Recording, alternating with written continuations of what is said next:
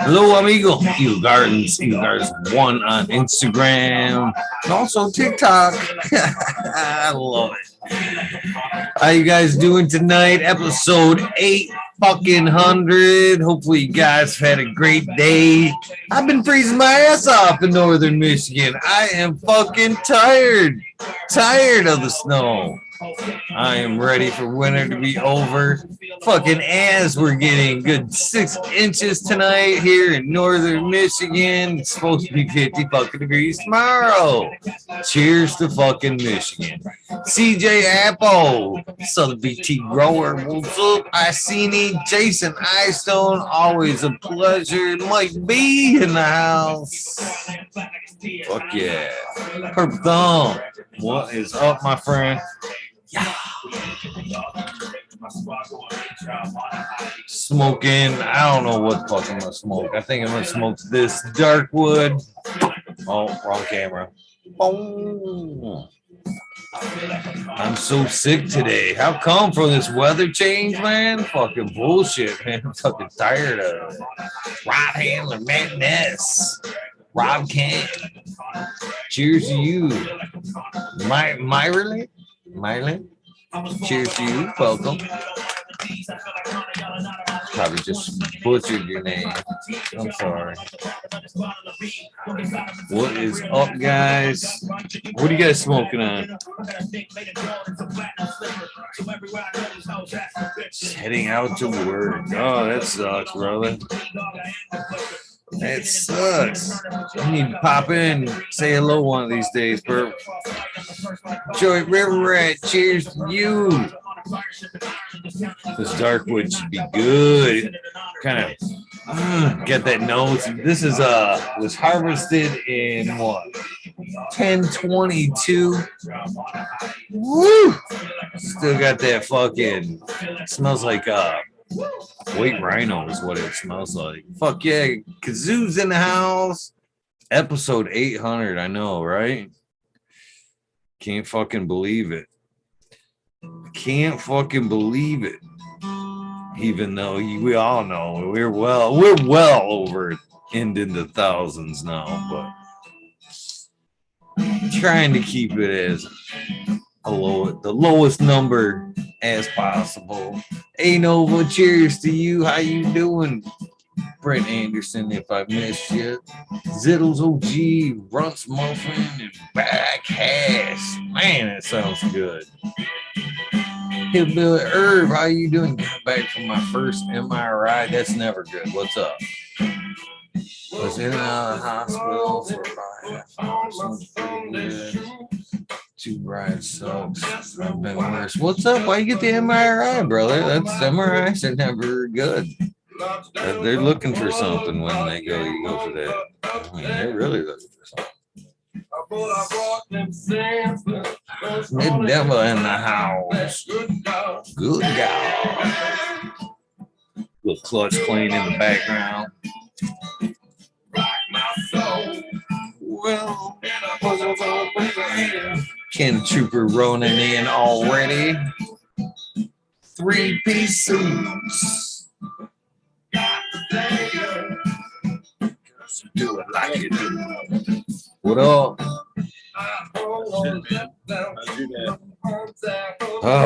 Good day, cold as fucking hell, man. Why is that all of a sudden, bro? I'm like looking at my shit. It's gonna be like 20 degrees, and then a day later, it's gonna be 8 degrees here. Yeah, it's supposed to be 50 tomorrow. Meanwhile, I've got 3 to 6 easy today. And I woke up and it was 3 degrees. Even at the high today, like 18 degrees, it still had the wind chill of like 1. And at one point, the wind was like straight sideways, man. Fucking snow. Yeah, fuck that. Tell me about it, brother. Fuck that and have nowhere to go. Cheers, Genetic Memory Farms. Hopefully you're well. Your pass still works. Yeah, you see, I got my sweatshirt on too, man. Fucking usually I ain't in no sweatshirt right now. Yeah, no, I hear you. So Never a straight answer. Yeah, Pretty cool trick, though. I definitely had to put the fucking hoodie on there. I like got moving around because I was like sitting down and I was just kind of like curled up like this with my arms crossed.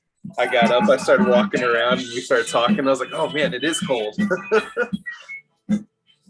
Fucking, I never knew. You learn some shit all the time, and I was fucking around on that embroidery machine a few weeks ago, and I did a flag like I see on your sleeves there. Oh, okay, yeah. And did I put it? No, I put it on the front. I think I put it right here. Yeah. And then I didn't catch hell, but I learned something that day. They're like, that's backwards. I'm like, there's flag etiquette, he said. It's like it's supposed to go certain ways on the sleeves. Yep. They go certain ways. And I never knew that shit. Yeah, flag is never supposed to be retreating. It's always flying forward towards battle. I know that now, but I didn't know that then. I'm glad I didn't piss off some vets in the way. You know what I mean? if they got pissed off at that shit, they got their fucking panties in a wad. And a lot of them guys, man, especially the older vets, really take that shit to fucking heart. I don't know why, but and there's a lot. I live up by Camp Greeley. Yeah, Michigan. I know where that's at. Yeah, I've done training up there. So there's vets everywhere around here. So yeah. I've been up there for a little bit of training.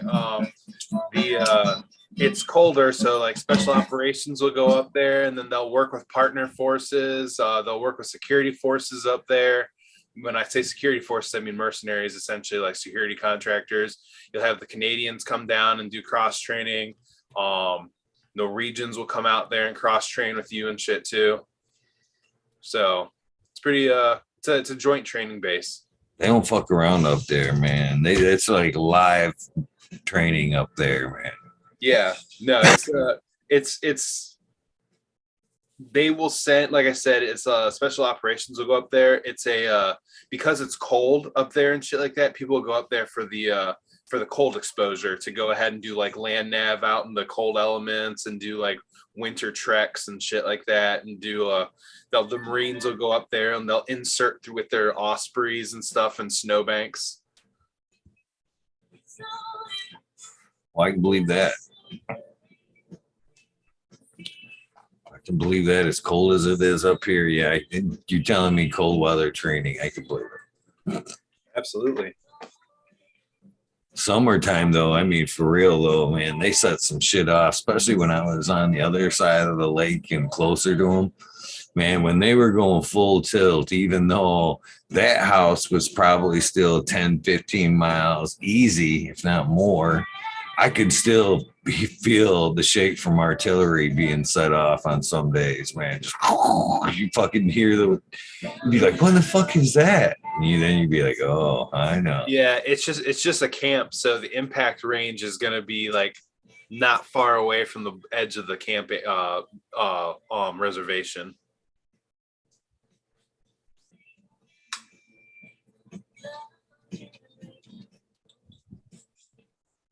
So what you smoking on tonight? I got a Runts cart and same rosin I've had for a minute now. So would you agree with what I said the other night about carts, about people, the way they hit carts? What do you mean? So I was talking about like people having problem with carts, them like clogging up. And I was saying a lot of people they don't hit them right because they hold that button all the way to and then some. So this doesn't have a button. You're actually hitting a very good point, because of what people are mostly used to smoking is through a bong, through a joint and stuff like that. Sometimes when it's restricted or you got to use a lot of force to get the amount that you want.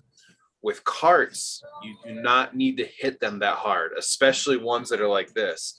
If I left this thing out with a cap off and the fan was blowing onto it, it would burn all the way down because it's that sensitive. You don't need to pull hard on these things ever, unless they're already clogged. But that's usually what starts it clogging is you're sitting there hitting it like it's a fucking cigarette or like it's a goddamn bong or like you're trying to get a golf ball through a garden hose and you're pulling the oils up into the pedestal, like the main pedestal in the middle. That's your main air duct. So if you're sucking the oil up through that, you're clogging it yourself. The other thing is don't ever put them on their side, ever. Always keep them upright. Always have a cap on it, and that shit will stay forever. And if you feel like it's not pulling, stop pulling, put it in your hand, and warm it up like this with your hand temperature. Like a lighter, huh? Yeah, let it warm up. Let the oil in there become a little more viscous. Then you start to lightly pull. And if you had a clog before, you may notice it wasn't there. It's not there anymore. So yes, I have proper etiquette that I definitely do.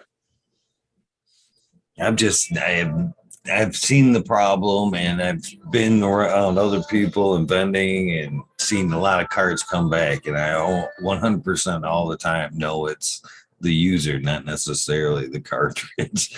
It is 1,000% the user most of the time. The one with the cylinders, like where you have it on on a battery and you screw it onto it and stuff, those are horrible if you put them in your pocket because like the cylinder will break and shit. But like that's why I like these things. You can just put a cap on it and throw it in like that little pocket in your jeans, like right off the side, that little lighter pocket in your jeans. I just hide this shit in there all the time. All right, it got warm in here. Fuck.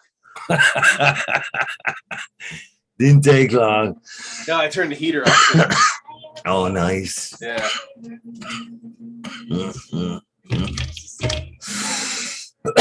Got into the sweet spot of that joint, I guess. There you go. Oh, man, it was a good conversation with Joel last night. Damn that fucking internet fucking lag, man. He listened up on that hill in the middle of nowhere, man. It's like seasonal. We get episodes with that cat. So Dan who? I'm sorry. Joel from North Star. North Star. Oh, okay, yeah. I didn't watch it, but I saw the title come up yesterday. I know. I like typical me. I fucked up the title during the show. It was like Nortar. And then like, I didn't notice it till after. So I'm like convinced that when you hit enter sometimes, it'll just change words that you had purposely spelled correctly after you hit enter. I can believe that. I know my phone does that. Loves to make me feel like an idiot. I think my phone at some points is just on a mission to make me look at like an idiot because that happens to me so often. I look back and I'm like, dude, my iPhone does that like a bunch of times. It's like, and it's like I'll turn predictive text off and it'll still do it. I'm like, what the fuck? Yeah, and that's when I get mad. I'm like, you're a fucking computer. I told you to do something. I pushed the button. Now fucking do what you're supposed to do. That does make me feel 100% better that it's not just me. And like, it ain't so bad and say like an Instagram IDM or something like that. You can fucking see it and you go, oh, fuck, that's fucked up. And you got a chance to fucking pull it real quick, redo it. But text, it's gone. You just look like an idiot. You can edit text on iPhones now in iMessenger. If you hold it down, it goes down to edit. You're like, I'm checking this shit out. No, I'm an Android dude. Oh, okay. I tried. Funny thing, my kids had always liked the iPhone. I hated it. And I was like, always, I love my iPod. You know what I mean? But I didn't really care for the iPhone much. But I finally broke down, and I think around like iPhone 7, somewhere around there. Sprint had a fucking deal and sucked me in, and so I got an iPhone. And that motherfucker was I used it for my seed phone, which is the same number as it was then. But fucking that thing, I never took it with me because it was just pretty much for seeds. You know what I mean?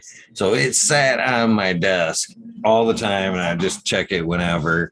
But that motherfucker, I would sit there and literally sit here and smoke, and that thing would be good there all day long. And then all of a sudden, I'd watch that thing just do like this, like donut, or like move itself right over to the edge of the fucking table and fall off.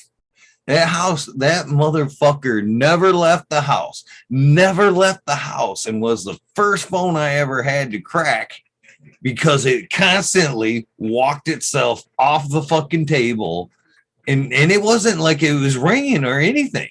It would just randomly start fucking vibrating and moving. And I was like, I thought every time I watch, because I'd watch it do it, I'm like, it's trying to move itself around to like maybe change the camera view or clear off that other camera or something. But yeah, that motherfucker, that iPhone. That thing made me never want another iPhone. You muted, brother. You muted. Sorry, I have nothing but like Apple shit. Like I got Apple TV, I got the iPad, I got 2 iPads, I got the iPencil for one of them. I've got a Mac. I've got actually 2 Macs here, so it's kind of I'm appled out. I'm not hating or discouraging anyway. That's just my personal experience. Oh yeah.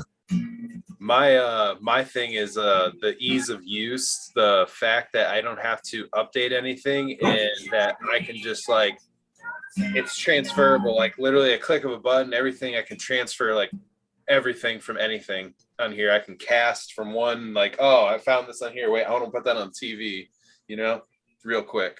You can do that with Android as well. I know. It's just like there's like one more step. This just takes a step out of it because of just like airdropping and stuff like that, and just how you've already got everything connected because it's all Apple. Dude, and when I got this newer phone, I got the Samsung 23 a couple weeks ago, and that fucker updated itself. Like, I just signed in with Google, click, back up apps. It backed up all my apps. And then I thought like all my texts were gone. And then the next thing I know, I bring up messages and all my texts were there. Do you hear what I'm saying? All the text was there. Yeah. Far back in the conversation as I could scroll, pictures and all. And I'm like, ooh. Apple's been doing that, and so other companies have been starting to do it too. Apple's had all that stuff because, like, I remember the first time I had a iPhone 4, and I went up and I upgraded to iPhone 7, and it did that. I was like, what the fuck? And they're like, oh yeah, Apple's always do that. I was like, oh, that's weird. Yeah. I was looking forward to a fresh start. Yeah. Well, it just makes you understand that Google is got a nice file on your ass. Same with Apple. They got their own little cloud with all your info on it and stuff. Right on. Yeah, I'll be right back. Cheers, everybody. Leafly Wiggly, J5420, Juzilla. How you guys doing? A silent one. But since I got a little mic time, THC, Rise, cheers. It is really nice to see Genetic Memory Farms, GMO. Or, yeah, that's not that wrong. GMF. In chat, I'm sorry, Genetic Memory Farms. It's been a minute. Dude, I got a lot of respect for you. It was sad to see. Well, whatever. I miss you, brother. That's what all I'm trying to say. It's nice to see you in chat. What else we got? Supreme Grape, Justin B. How you guys doing? Of course, Jason Stone. So, I forget you guys are a little bit behind me. Fuck, I'm on top chat as well. I like this cover of Creep, I believe it is. In fact, yeah, this is a cover. And to make sure, buddy Kilowatts in chat. How you doing, my friend? Hopefully you've had a blessed day. I love this song by Radiohead. Second time I've heard it today. And I understand, but it's sad that they will not play this in concert and they absolutely hate this song these days. But I get it. You can only do it so many times, I guess. But I think at one point we've all kind of related to this song, or at least felt it as we're mouthing these words. What are you guys smoking at?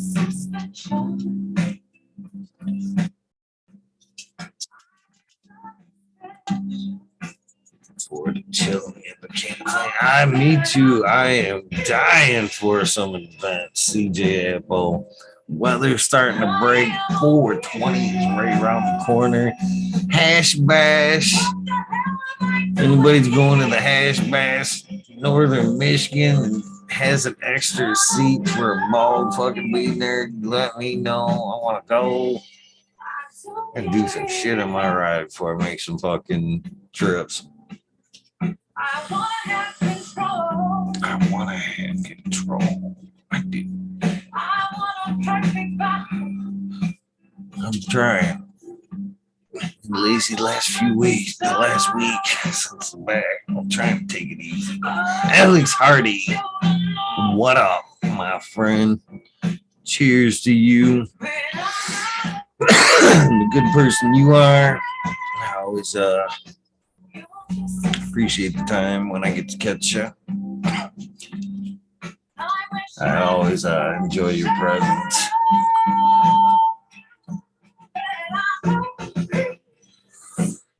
The bigger but just for life you have, my friend. Buddha boy.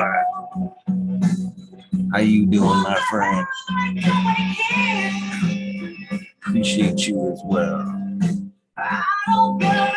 Smoking some peyote cookies. Man, that shit sounds good. I wonder if Langwood is what do you call it? Damn, I don't know fucking name. Drawing a blank on the name. Coma Groves. His company. Because he had the peyote cookies. What are you boys doing?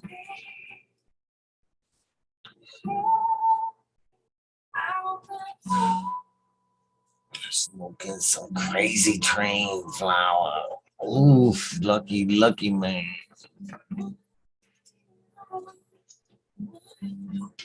Down. Feeling needy. Junior Brown, West Side Creeper. Man, it's been a while since I've had some creeper. The creeper weed. I don't know how many times I've bought some good old fashioned creeper weed, smoked that joint, looked at the person with me and was like, man, I think we got ripped off, man. This weed sucks. Fucking half hour later, you can't even fucking know where the fuck you are and shit. Remember the creeper, Kana? Creeper. What? Creeper weed. Fucking get some creeper, smoke a joint and think, man, that shit sucked. And about half hour later, you don't know what the fuck you're doing and shit. Don't hit you right there. I mean, I've had a couple that creep up on me, but nothing that was like that. Like I had a couple that were like, this is all right. And then like 5 minutes later, I'm like, whoa. You know what? I know a name of a strain of one that does that. What was it? Panama Gold.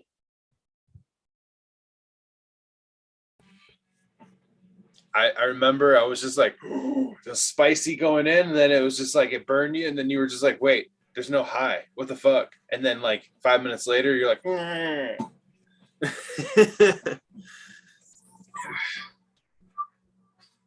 Trevor Rat says it's been a while for me. The 90s. That's about when I remember the creeper weed. Yeah. This was a good Limp Bizkit tune right here. You like Limp Bizkit? Then it's been a minute. I like to see. I'm glad fucking they're touring still, or again, however way you want to look at it. I'd go see Limp Bizkit if they were fucking around. Yeah. I don't know if I'd go see them, but I'd at least ask someone that went to it, like, hey, how was it? You know? Oh man, I would. Yeah, I'd go. I would 100% go. I'd like, even though definitely has changed a lot, man. I've been I wanted to see Suicidal Tendencies, one of my favorite bands. And that was like right when COVID hit. They were touring around, and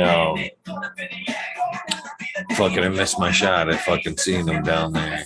But I've seen them video of them since, and it's funny when that goes for a lot of the same era rock bands, man. That thrash is like a full back and a stiff back fucking thrash at that. It's like, oh, I ain't got too many more of these. You know what I mean? Yeah, that's funny. Look like a few back surgeries have been done in a few cases and shit. Woodstock 99. That's when they burnt that bitch down, Florida. They won't. I don't even think they'll play break stuff anymore. Isn't that the one that set it off down there? I don't know if that's what it was, but I do remember. I can't remember if this was the Woodstock. It was this one. It was a calming of a few things. Yeah. But remember the Mud People? Yeah, I remember. Well, I wasn't there, but I watched a lot of that video. That was, like I said, that and by this point, when it was this one, burn this motherfucking down. That's when they started lighting up. That's literally when they started burning the place. But that was like being deprived of water. And water was way too expensive, like $10 of water way back in '99 and shit. And fucking, yeah, that was a recipe for disaster. But when it came to, they just needed a little push.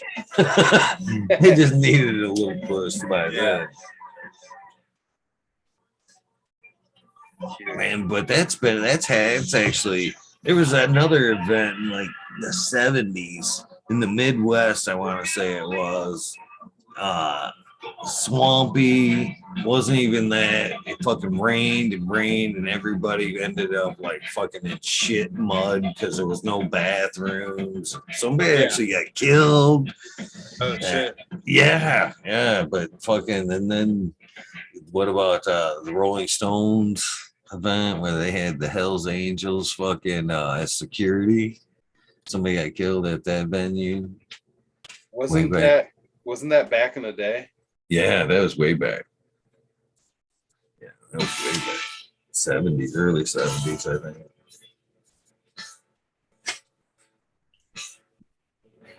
I would have loved to attend the original Woodstock. Fucking. So my ex's dad attended the original Woodstock when he was like 17. And it's because he stole his mom's car, drove to Woodstock, knew that when he came back he was going to be in so much trouble, but didn't care because he was on his way to Vietnam. He already had like orders and shit like that, so he was like, fuck it, I'm gonna go do this fucking blowout before I leave and everything. But he went to like Vietnam from like 18 to 19. He had some like back issue or some shit like that from like something that happened, and he just like got paid by the VA after he got out, and he just lived off that and like sold weed for the rest of his life. So did security at shows and stuff, and because he did security, he got to meet everybody and just sold even more weed. He lived on like, what is it? He lived in Baja 6 months out of the year because he's from Ohio, and then he'd live the other 6 months at Nelson Ledges in Ohio, like at the campsite down there at the hippie commune. And so that's what he did. He lived in those two places, and then he just went to shows all across the US and was like taking bud and selling bud all the time. Like, he started out going to fucking Woodstock. He just did that for his entire life, man. No, I just wanted to say this one's from Red Center Farms. Sorry. No, you're fine. But yeah, this guy, like, anytime I needed something moved, like a lot of stuff moved, I just called him because he knew everybody.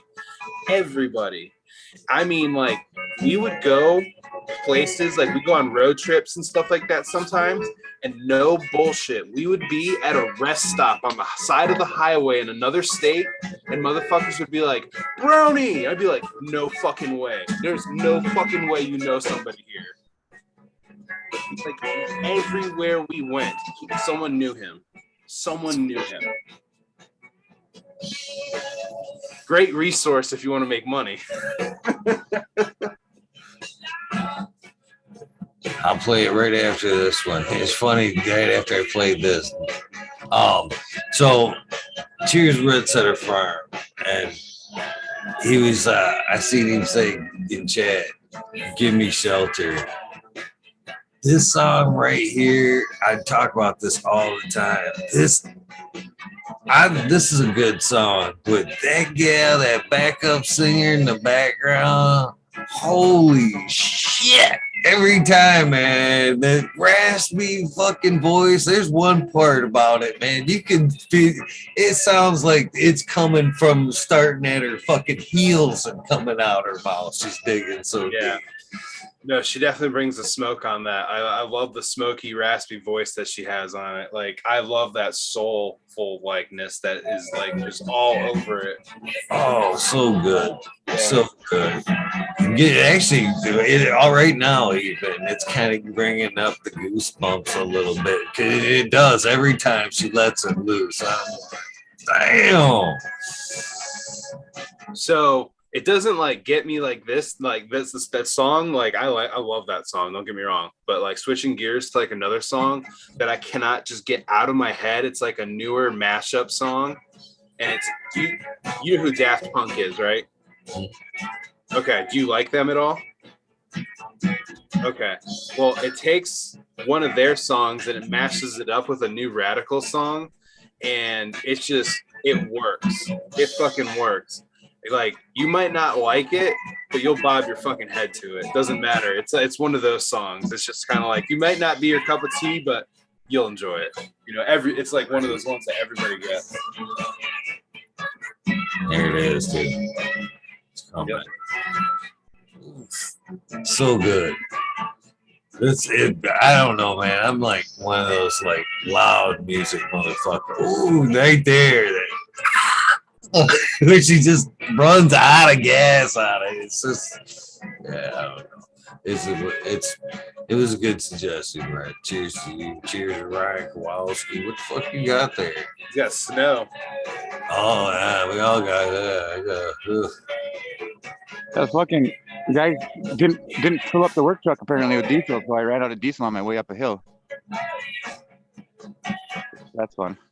You need that to get up the hill?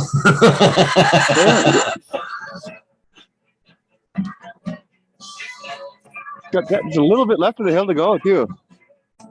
Oh, fuck.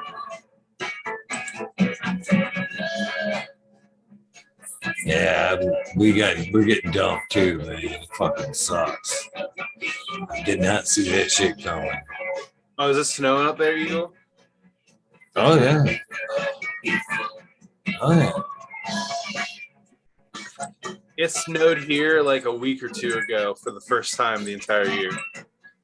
Oh, my boss is pulling up. Later. What's it called? I sent you the YouTube what's it called, link for the song that I was talking about. And then I also sent you a meme before that. It's in the fucking Talking Eagle shit message. Gotta find I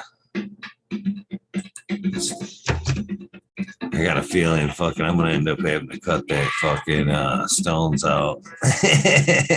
Yeah. Yeah, that's another reason why I was telling you this, because it's a mashup one, so it's a unique artist, and so they probably won't shut you down for it. Well, I've only been shut down, twice. Fucking Marshall Tucker Band will get you fucking. I learned that one like fucking real quick, man. You play Can You See? They know they cannot see you because they've been shut your ass down. Yeah. The other one was that song from Nico, but we were fucking with it on air a little bit. I think that was part of that.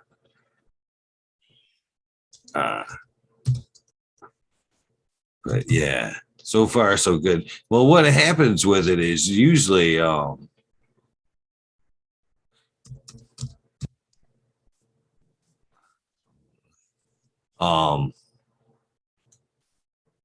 keyboard. This keyboard, like every other fucking yeah, it needs to be cleaner. The battery's going dead. It's difficult type. But oh damn it, I forgot. I'm high, Cannon Trooper. What? I'm a little high. It's fine.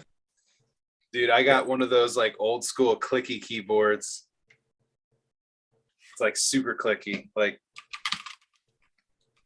oh, that's nice though. I like it.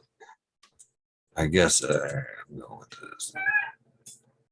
This is the one Blind Cat wanted. I'll get you next there. Oh goddamn it, what did I do? Oh, I don't. Earlier this month, we told you about a new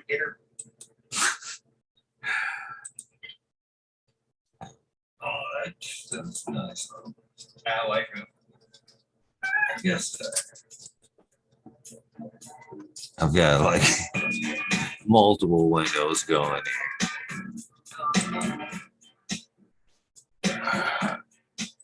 All right. One of friends, I'll give his ass to Green socks coming in. I'm working my way there, Cannon Trooper. After this one, I'll play it up. I got you. What up, Cannon Trooper? What up, Eagle? What up, Jack? How you doing? I'm actually repping some veteran gear right now. Some American Weed Co. veteran-owned cannabis company out here in California opened on Veterans Day this year. Nice. Just got back from the range too. Saw some veterans there. Pretty good time. I know. Fucking ammo's so expensive. That's a tough pastime. Depends what you're shooting. Yeah, I guess that's true.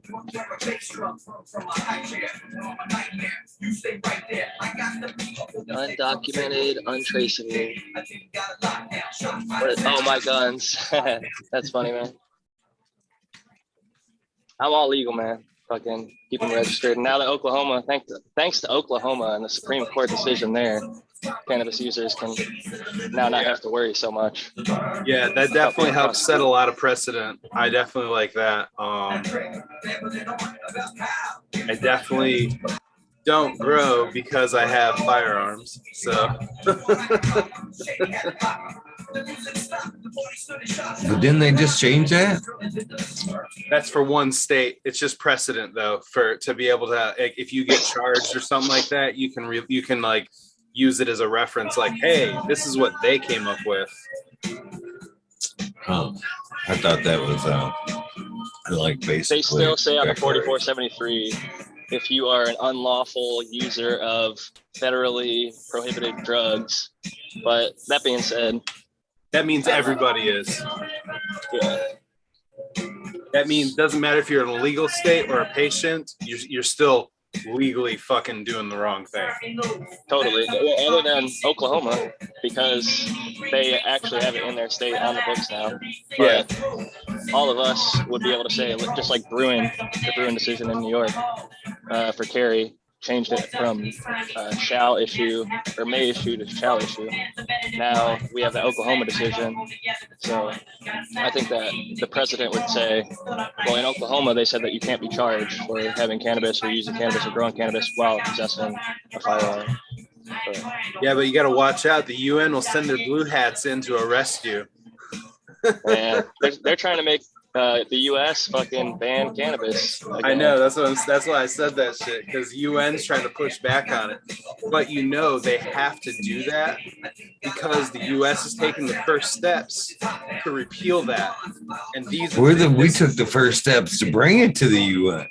I know, we're the one who made the UN I know. But the thing is that we have an accord with all these other countries that we introduced, but we're the ones that are breaking it right now.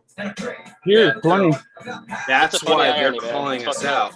That's why they're calling us out on it. And then our president or someone's going to introduce like a new way to do it. I think they're going to change the UN law. I think that's why they're bringing it up.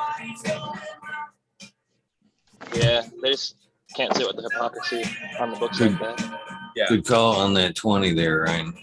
Cheers. Oh yeah, 20. Cheers. Is it? You said it on the chat the other night, but is it Korkowski? Ryan Korkowski? Yep. I could be fucking up. All right, cool. I'm still gonna fuck it up.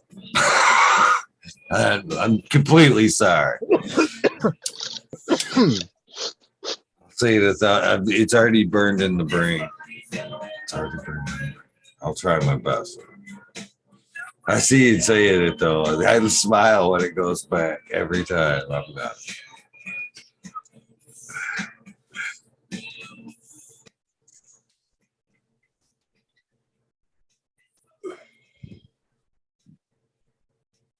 So what are you smoking on, Jack? Smack one. Smack one?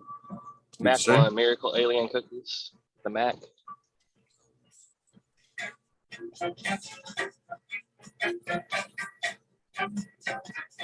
Oh, I could dab. It is 20, I guess.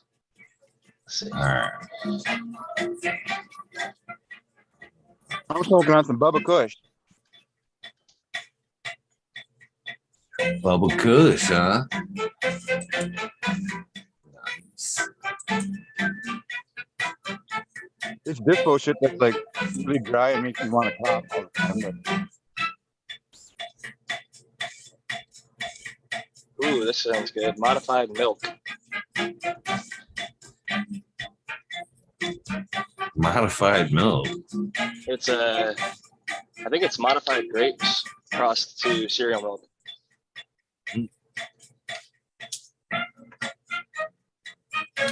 Somebody just jumped in. I love that though. Ooh, that. So Smiley's. I've been missing Smiley, man.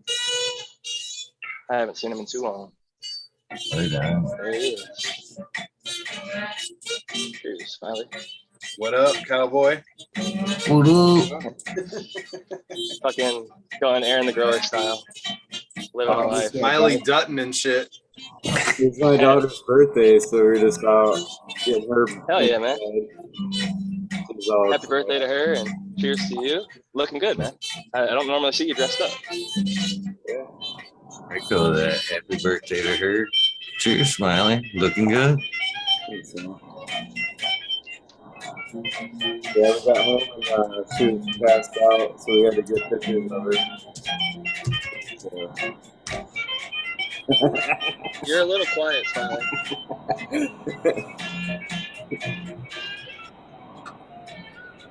Had to do it. I don't know. Had to do it. I was trying to talk her mom and stuff into like draw. We had to write on her forehead and shit. Like I don't know. To draw something on her cheek.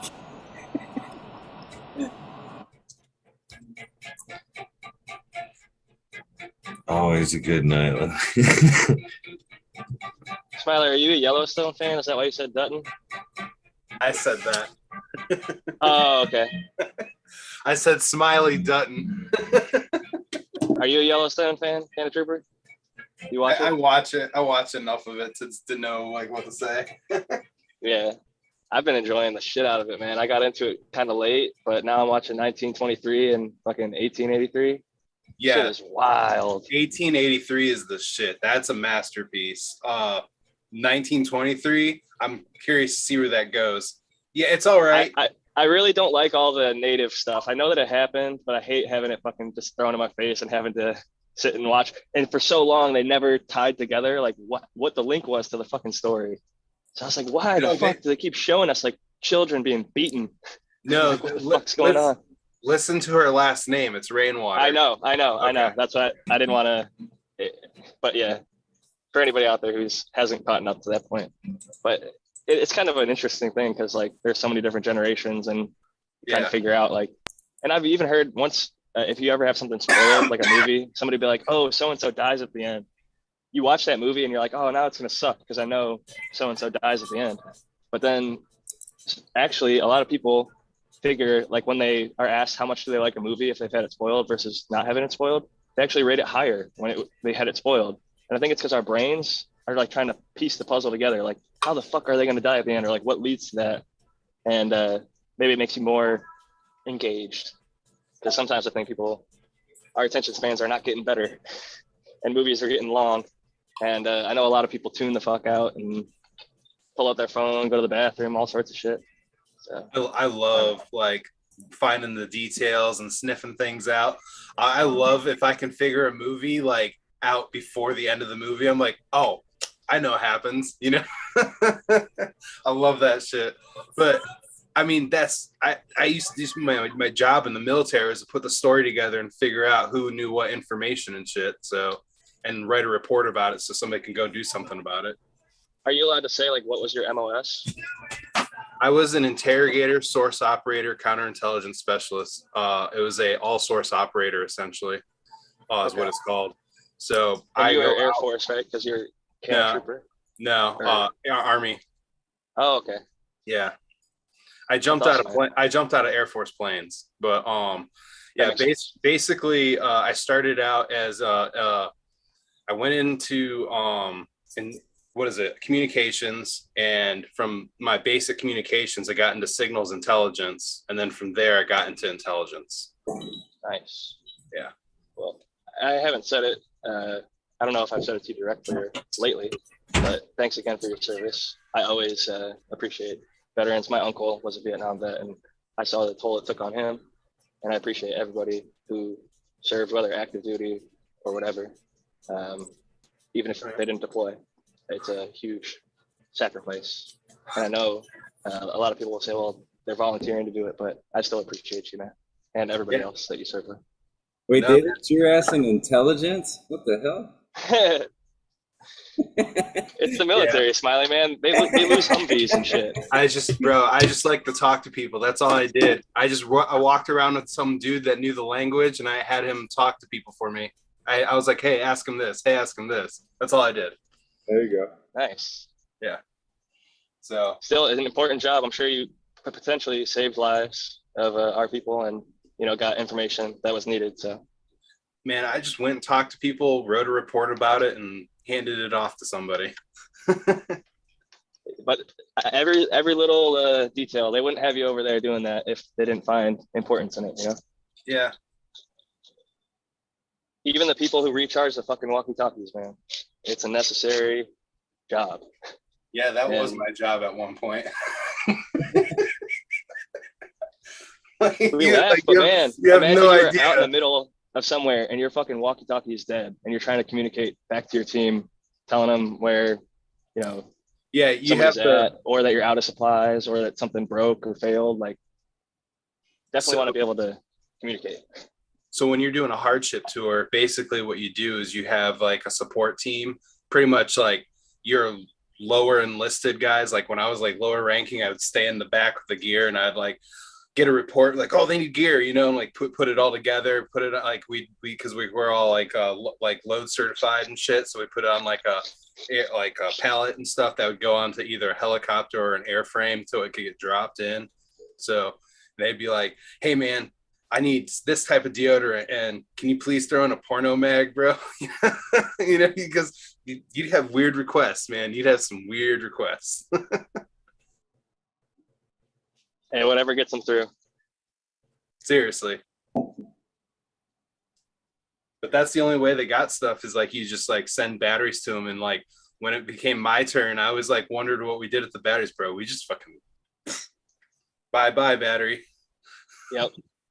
It's crazy, man. Even the people that have like what they think are going to be, you know, relatively like non-combat positions sometimes end up in fucking combat zones unintentionally or intentionally. Whether you're ambushed or like this one lady was saying she was like the like literal like running like pens and other supplies and shit like for office type stuff, and she was just following the convoy, and the front Humvees are all like armored the fuck up, but she's in the ones in the back that is basically like H1 with like no armor plating on the sides. It looks like a Hummer, but it's not decked out like the fucking ones with the guns on the top and armor all on the sides and shit. So there's a sandstorm or some shit. She gets lost in the middle of fucking nowhere and basically comes out right in the middle of like a combat zone with no support. And they ended up surviving, but I watched this lady tell her story on fucking YouTube the other day, and it's amazing. Yeah, it's crazy the different levels of armament on some of the trucks and stuff over there. So we called that a Mad Max door because that was just cut steel plating, and then those are sandbags that are filled in on the back and tied down with a tow strap. And then the other side we have a piece of plywood holding up the wall of sandbags. So there was no armor on some of these vehicles when we first went over there. Yep. And you guys had it a lot better than a lot of people who weren't that fucking crafty. Yeah, that's actually a decent setup versus nothing. Well, yeah, we sourced it all ourselves. We made this pedestal for the machine gun in the back. So dude, you guys decked it out. I mean, that's like turning a basic ass technical into something that you got a little bit of cover. So there's that's all it is. It was like me getting down and just trying to fucking gangster shoot like this. So and just yelling at the guys in front, get down, you know, because like why if you look into like how many rounds are shot versus how many rounds hit an actual enemy, it's crazy. There's like, I want to say close to like 1,000 rounds per like one contact, depending on you try sucking that dry wind when you've been dehydrated and you're hungry as fuck and you've been running around. And I am not blaming y'all. Fucking yelling at you all day that like hurry up, let's go. You know, you're pissed. You can't fucking shoot shit, motherfucker. Nobody can shoot shit. That's why we shoot so much stuff. I don't care how good a shot you are, you're not gonna hit it. Right. No, I agree. Especially you need to put 10 rounds, put a target down. I don't care if you're a Marine, like Special Forces. I don't give a fuck who you are. I challenge you any day to prove me wrong. No, I agree with you. It's just a lot of people don't realize that. A lot of people think that like because they see the movies like Saving Private Ryan or whatever, they think or Black Hawk Down and all this shit. Like it makes it seem like, oh, they shoot like 10 shots and hit 10 people. It's like, no, it's not. Yeah. Not 100% one shot, one kill. There are the snipers don't even hit 100. Yeah, there are times when you just kind of have like a laser focused moment because like you're just like, oh shit, you know, like it's all on the line or something's happening and stuff like that. And it's like you and maybe like someone else, or you see it's like two other people like sync up and like they're able to make something happen. And it's just like, dude, what the fuck? That was dope, you know?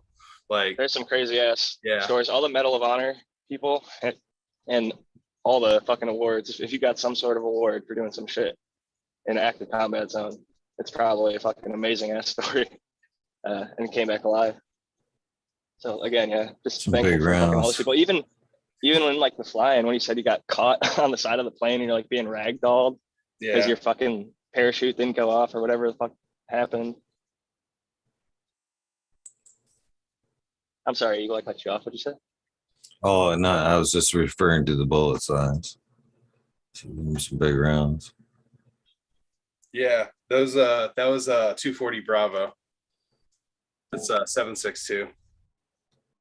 The funny thing is, like, a lot of people will shit on small caliber, but I mean, 223 is basically a fucking 22. It's just going a lot fucking faster, and that shit goes through armored helmets at like 500 yards. So, plenty fucking effective for tiny ass round. Although Barrett 50 cals are fucking awesome too. Shoot down a fucking helicopter. It literally looks like a recruit video. Or like it does, though, don't it? I mean, look at it. It kind of does, don't it? I Join mean, the I guess I don't military. know. That's just me, man. No, that's just me. Like, we were just like all in a huddle and shit, and I was fucking It's a talking. good pick. That's all I'm saying. It could be advertised. No, he said, yeah, I agree. Yeah, no, my buddy had a nice camera, so I was like, "Yo, you got that picture? Give me that shit, mo." Like, I didn't take cameras. Fucking, like, I was like, look, I was like sitting there showing them how to fucking land nav. I got the fucking map and the Rhino fucking GPS in my hand. That's an amazing fucking shot, man. Honestly, like, fuck, that's wild.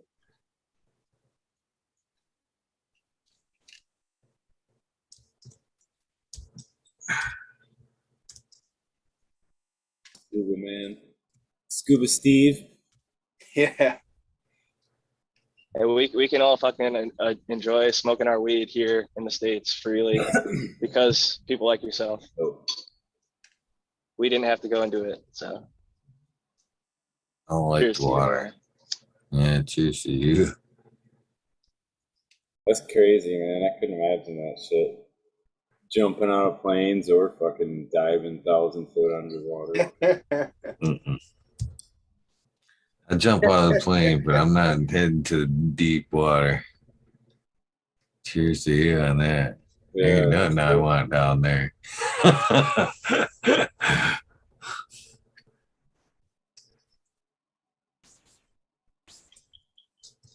Sure, it's awesome, but man, it's just such a different environment. You don't know what the fuck's coming up on, man. Yeah, you'd be taken out at any time down there. Yeah, no, I know. I like it, dude. But like, honestly, like being a paratrooper kind of really helped prepare me for that, because the whole concept of being a paratrooper is you're supposed to be surrounded. So you get very comfortable being uncomfortable. And you know, like I worked in small like teams and stuff, like by ourselves, like for like 3 months at a time. Sometimes I was a team leader, you know, and that shit just, I mean, going from that and then going to the water, like it's a big step still, but it's just like I was comfortable in the water. Plus I did some water, I did some like diving stuff in the military too anyway, but like I didn't do like commercial diving. Commercial diving is a whole nother level.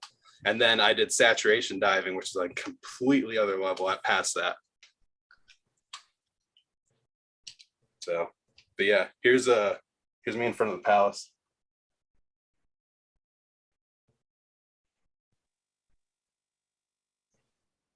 It's funny. I just realized I never took my dab from the 20. I loaded it. I was like, I never fucking had that. I was like, why is the dab tray out? It's like, oh, I loaded it there. So. Would you smoke this, Smiley? He's talking. I just lit up raspberries. That's good shit. It is Yeah, my my little house is right there, man.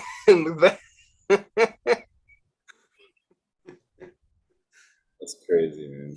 Yeah, that's why I was like, oh shit. Cause that's that round that hits called a Chinese rocket, and you hear it like it sounds like a big ass firework, and it's from China, so we call it a Chinese rocket. And fucking the time you need to worry is when you hear it stop making that noise. You're like, oh shit, it's gonna drop. And it stopped making a noise like right near us, and we heard the boom, and we were just in there like playing Halo, and it was just like we heard the boom, everybody was like, the siren went off to go into the bunkers, and we're like, fuck it, dude, it just went off, like I'm not going to a bunker, fuck this. And we just laid back and we like unpaused the game and went right back to our game. And it was like later that evening we were going to chow, that's when we saw that round, and we're like, oh shit, that shit was right next to me. How long in total did you spend in the military? I had 13 years total. So Wow. I did 8 years active duty, 5 years contracting. It's a lot of time, and I hope that they're taking care of you. I know it's sometimes they're not the best about it, at least my family's experience. I would not take their help even if they offered it. Yeah, I respect that. I don't want to be beholden to them for one more second. I respect that, man. But the whole thing about it is it's pretty much a part-time job to go keep your benefits in line and go do everything, and then go to all your meetings and stuff like that. And just your job is just like roll their eyes every time you have a meeting. Cause like I've seen it happen to other people, because I don't do it. And I'm just like, holy fuck, like fuck that. You know, your job hates you for it and stuff. And then what's it called? You're there and you just like, you see all these other people that are just like down, like people are missing limbs and stuff. And it's just like psychologically, it's like, no, nope, no, I'm out of here. Yeah, no, I totally understand that. Yeah. And you're able to work, you've got a job. Are you still working with the lighting company, or do you do something else now? I do environmental engineering consulting. So I work for an engineering firm. Nice. Yeah. Do you say what state you're in, or have you moved around at all? Okay. No, I haven't moved, but I stay where I'm at. Yeah. Cool. Yeah. I'm the same way. I'd like to stick where I'm at. I tried to move around a little bit. I went to Florida, only stayed there for 6 months, and or maybe it was more like a year. 6 months ago. Love that answer, Jana. I love where I'm at. I stay where I'm staying. Yeah. I obviously I don't want anybody to dox themselves. Yeah. But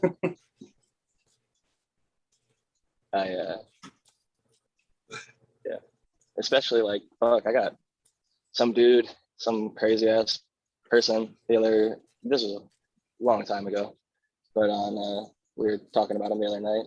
I'm a big fan of his show still. I think he's a cool guy, but things didn't go the best for me that night. Pat from Green Bicycles had this dude, Flora Nugs, who he was like causing trouble a little bit on my show a few days earlier, and just he was like flat out wrong about something, and I just corrected him and pulled out the information on my show. And then like 2 nights later, he's on the panel and I'm in the chat, and he's trying to correct somebody. Like this person said like something like, I bottom water, and then the next comment out of the dude's mouth was like, well, if you top water, then it's not going to work because, and then like the dude just clearly wasn't listening. And I was like, dude, like, you're not listening. He just said whatever.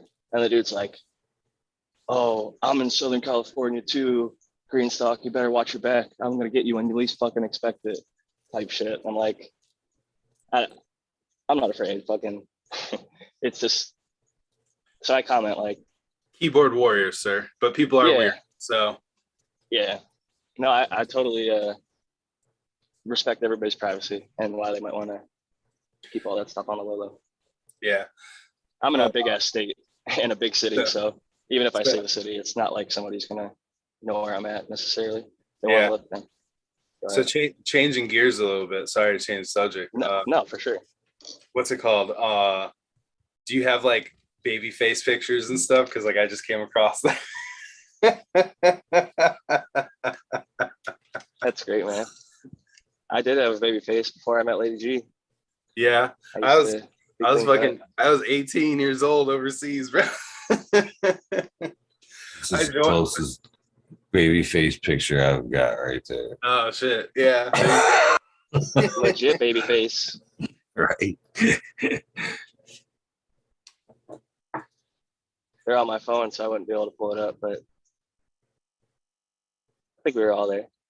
Oh yeah. Fucking Smiley's a grandpa. I can never believe that shit. Smiley's like fucking, I don't know, aging real slow or something over there. He's smoking the right weed. Fucking you and Tao are aging backwards. Fucking looking like that dude on MTV who had his own show, Andy Milonakis. Fucking everybody thinks he's like 15 when he's like 40. We've talked about this before. Like, yeah, man, I don't know. Like, I smoke more than I drink, or like I'm drinking a beer now, but that's not like my thing. You know what I mean? Like getting wasted or whatever. Like, if I get wasted, it's gonna be from smoking a shit ton of weed. You know. Like, so I'm the same way. I mean, I've been that way since I was 15, basically. Like, I don't know.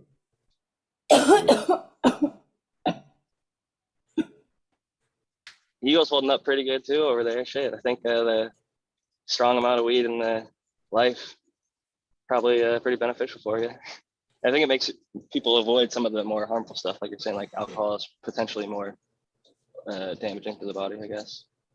I'm trying. I think if you get the right stuff, it has a lot of medical benefit. I like to think I'm old enough for my age. I'm holding my own for 51. The thing is, it's tricky when anybody's bald because you could be like 20 or like 60.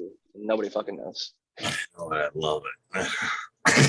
That's about the only benefit of being this look right here is you hide so much. You broke out some pictures of you when you had long hair a long time ago. Like on this show. I think you had like shoulder length hair, right? Oh, longer than that. Longer than that. It was like, I mean, from a ponytail, it was shoulder length. So I never got past like the fucking bowl. That was about as long as I ever grew mine out. I shaved mine.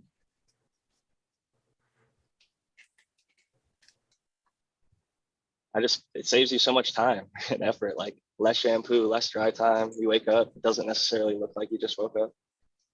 Once it gets to a certain length, it starts fucking sticking up. That's a good setup. Nice big butts there. Yeah, I was like, nice. damn.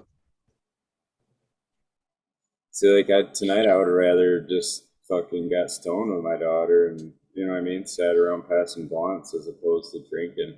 I think probably looking back, she probably would too. I mean, she was throwing up pretty good and stuff when we got her home. She was pretty well out of it. And she threw up and kind of sat up and felt a little better, but she was passing out. But like, I don't know, off cannabis, that don't happen. You know what I mean? Like, you don't get the spins and shit. You just fucking pass out. Like, no hangover either.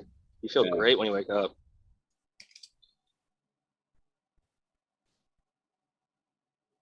Oh, yeah. At least she went out with you guys. She was at least with family getting that tore up.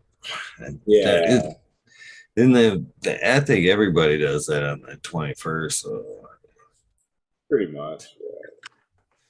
Thank goodness. By the time I turned that age, I was like literally ready to wrap it up. Man, I was like that fucking big into alcohol before. I was 21. To be 21 again, I guess.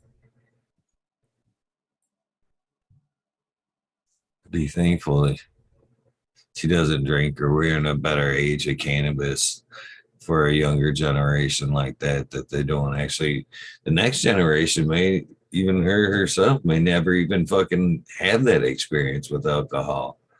You know what I mean? 21 might not even be a thing, man. I went to Vegas and didn't drink. I went and saw a fucking Penn and Teller show. Gambled a little bit. And saw some shows. I was like you, Eagle, by the time I had turned 21, had been drinking through high school, and I was fucking over it by that point. And I was kind of like Smiley, where I preferred cannabis over alcohol, even at that age. So definitely was one of the rare people who probably did not throw up on their 21st birthday. I threw up plenty of times before then, though. But Yeah, I don't like the feeling of like being total like blackout drunk. And I've been there, don't get me wrong. Like my 21st too, I was puking and it's so easy to not realize you're getting to that point. That's the problem, I think. yeah, You're having fun, and then you just have one or two more drinks, and you don't even realize it in the moment, but it just sets you over the edge. And yeah, a lot of my friends and family drink, so I mean, I don't really judge. It's a lot of fun. I've never had I'm usually the DD. any cannabis event. I've never like woke up like the heavy smoking we do at them events. I've never woke up the next day and went, how'd I get home? yeah, yeah. Cars in the driveway. You're like, oh shit. I the hell remember nothing. I don't think I've ever really had like that big of a what's it called, a blackout. Like I've missed like moments and stuff like that, but I've never had a what the fuck happened type of night, you know? I've never got the spins from weed or whatever, like where you get the spins and you puke. Yeah. Never had that from weed. I have gotten the spins and I've almost thrown up, but I stopped myself. Yeah. Both. I've hit a few and it's hit me so fast, so hard, it like it spiked the blood pressure or something, and just like I've seen people puke for 100%. I've almost been there myself, but yeah. My barber threw up one time off one bong hit. He got too high. I just think he took way too big of a hit, and like he's not used to smoking as big of a bong as we had, so he was coughing and then ended up like a little like shit happens. I think with like blood pressure and stuff. But it didn't deter me though. That was just a sign of like good weed. I wasn't expecting it and shit. It was like, whoa, that really fucking hit. Do you ever see someone black out like after a bong hit or just a hit in general? Usually a bong hit I've seen. They just like not fucking black out, but one of my favorite dab was Big Clouds, like 2 years ago. This lady wanders up on a free dab. I just hit it right before and walked away, and the lady behind me come up, hit that thing like a champ, and maybe her first dab or whatever. But she took a couple steps back and like kind of squatted down, had one hand on the ground, got one hand in her chest, like bad enough to where like people come and responded to it. And she's just like had the eyes kind of rolled back too, just they're like, are you all right? Are you right? She's like, yeah. It took her like, even with like the group around her, it took her a few seconds just to fucking, oh yeah, I'm definitely good. Funny though. It's the closest thing I've seen to a pass out though. No, I've seen full on people flop over and pass out. Me too. When I was in college, a girl took a bong hit. She was sitting down. We had these things called a pocket chair. It was like a little fold out chair that you bring to like an event. So you're sitting real low, kind of like squatting. And she takes this big bong hit, and fucking her eyes like rolled back after she exhaled, like, and just fucking fell back. And someone caught her, thankfully. But I've seen and heard it happen to a couple people. I don't think it's like a fucking huge deal, like, oh, let's panic the fucking public type thing. But some people maybe take too big of a hit or aren't used to it. The person that I'm thinking of in particular was actually a pretty heavy fucking smoker. So it kind of baffles me what causes something like that sometimes. I've seen people go down, but I've never been close enough a lot of times, but I've never been close enough to know if they had indeed passed out. high times events, same type of thing. Fucking people wandering around in the sun. Nothing against older folks, but older folks wandering up that first dab and shit. Oh, I've never done one of these before. Puff, puff, and Dave will go right back. I have definitely seen that a couple of times at high times events, free dabs and stuff. But again, not close enough to know if they actually passed out or if it's like staggered them real good. You know what I mean? Yeah, I what's it called at 710 Savant's booth the first year he was at the Cup in 2014. We saw some pass outs because there's a lot of people still dabbing for the first time then too. Like a lot more people were like, it's like they hadn't been dabbing yet because like I feel like dabbing was still kind of like a new thing then for a lot of people. That was back when they were doing the hot ass fucking dabs too. Hot ass dabs, bro. We were using titanium nails and everything. Here, I got a picture from that day actually. People passed out because their throat fucking locked up. Yeah. Couldn't Could breathe. be, yeah. Events were wild. You could almost, when them free dabs go on like that, it like, man, I think one event, it was actually mandatory that they gave away dabs. High times actually made it mandatory that you had to be giving away free dabs at that event.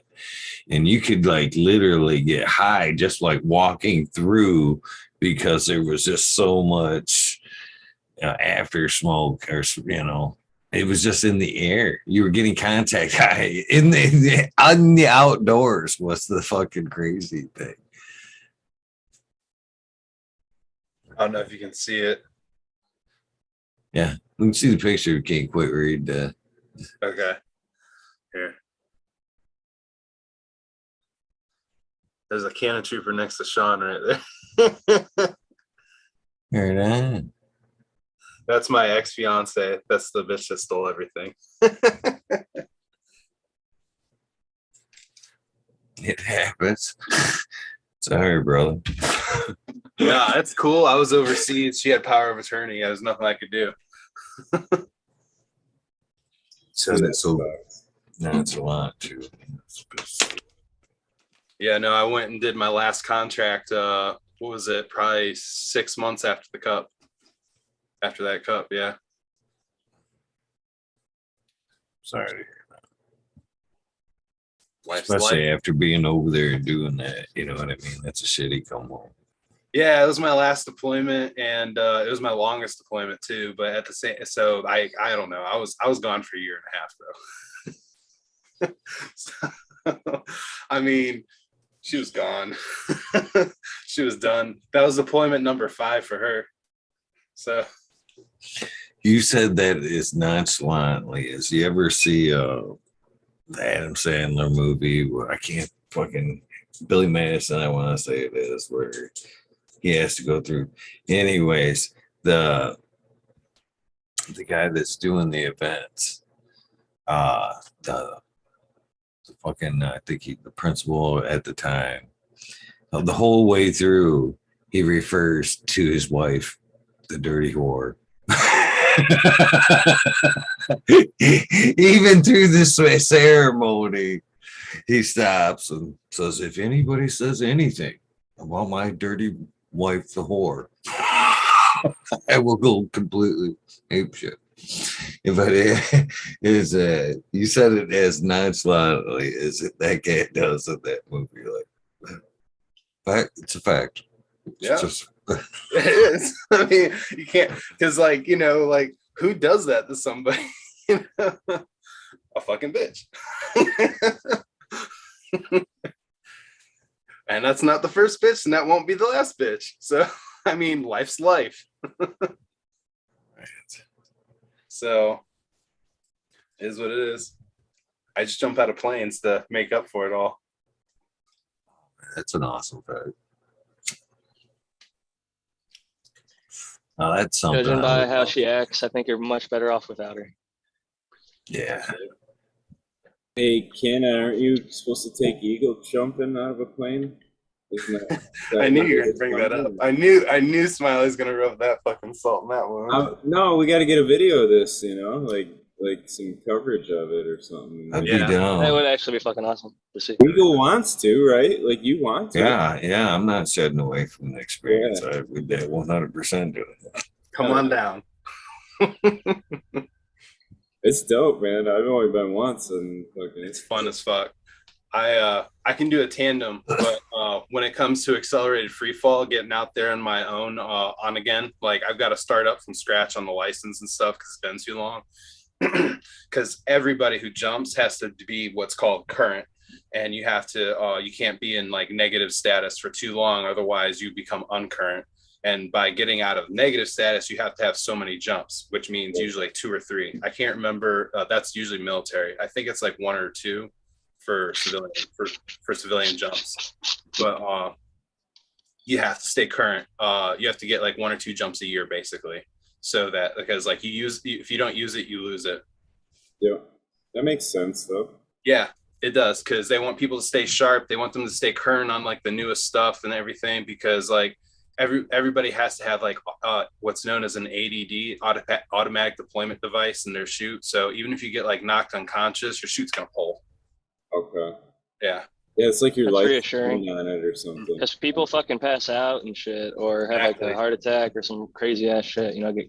Yeah, I got rolled off the side of the plane in one of my training jumps when I was first learning how to jump. If I got knocked unconscious, I was static line, so it was getting pulled already. But if I was skydiving, that ADD would save my life. I get fucked up when I land because I'm unconscious, but whatever. I'm still alive. It's crazy, the technology. Yeah. For a long time, they would have just been fucked. That's a plane I jumped out of a lot. Okay. You're a wild man. The one I'm we afraid did of was, heights. the one we did was a little smaller than that because I had to like put my foot out onto that wing post, the brace. Yeah, wing. I hate that. I've done that once, and I was like, never again. Yeah, that was a little sketch, but once you were out on there, like it was like a perch or whatever, so I had to like kind of kneel on that, and then. But I was tandem, so the guy was behind me, and then we just did a backflip off from the. Yeah. So. I don't know. What's it called? I've seen enough videos where I'm just like uncomfortable enough with like crawling out on that frame to be like, no, I just want to clear exit out a door out the side. If it's got little rails, like I crawl out the side door and it's got rails behind the door, I'm cool with that. But I do not want to crawl on some fucking wing. Yeah. Because I don't want to get any prop blast from up front or any of that stuff, because that'll fuck you up. Dude, the only thing I remember is when he opened the door, because we got up to height, like it was 10,000 foot or whatever, and then he opened the door to see where we were at. Well, I'm strapped to him, and he's got to hang his head out the door to fucking see where we're at. Guess where my head's got to go to? He's throwing you out and I had no choice. All of a sudden, he was like, "All right, I'm going to check out the door," and I didn't. My brain didn't pick up the fact that I was going with him. You know what I'm saying? Like I was going with him. Like. Yeah. It was that got real fast, and I was like, my face was like at the door looking down with him, like, oh fuck, dude, this is real. And he's like, go put your foot out there. I'm like, yeah, all right. Yeah. So, what's it called? Were your like feet dangling right there? No. Okay, because a lot of guys they'll just roll out. They're like, boo, like tip 3 times and just go out. Yeah, no, this was like, I had to like a perch that I was on, and then he kind of had footings that were behind me. Oh, okay, because you crawled out there. Okay, I got you. Yeah. Okay. Yeah, so we were like hanging on the fucking wing frame and shit, like before we jumped or whatever. Felt like a stunt man. This is the only hanging I like to do when I do rock climbing. Oh, all right.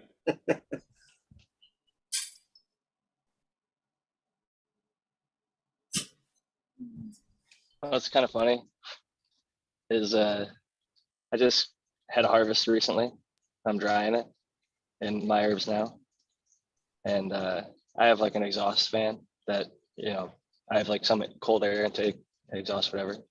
But I have a few cameras around my area, so I can see outside my house, and little spotlights and shit. So if something walks past, it like throws a spotlight on it, and the cameras can see it real well. But first day after I cut down my plant and haven't seen one in 2 months, fucking skunk rolls up to my house. It's like, what the fuck's going on over here? I think it maybe smelled the weed and think that maybe there's some other skunk, because it is a little bit skunky. So I don't know. That's my theory. But I have video footage every single night, and it's usually cars and random people walking by or whatever. But you get the occasional cats. But I just think it's like, what are the odds? Maybe it's just coincidence, but I don't know. We'll see if it comes back around tonight. Smell in your room and thinking there's a female around or something. Yeah, or maybe like a competitive, like a different.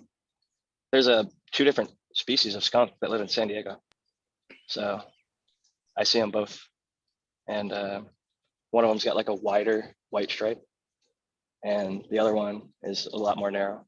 But I smell them spraying sometimes, and unfortunately, sometimes it'll be like summertime, so I'm intaking air from the outside, and the skunk will like have sprayed down the street, and it fucking just comes flowing in. Do you guys have skunks where you're at in Michigan? Pretty regular? Oh yeah.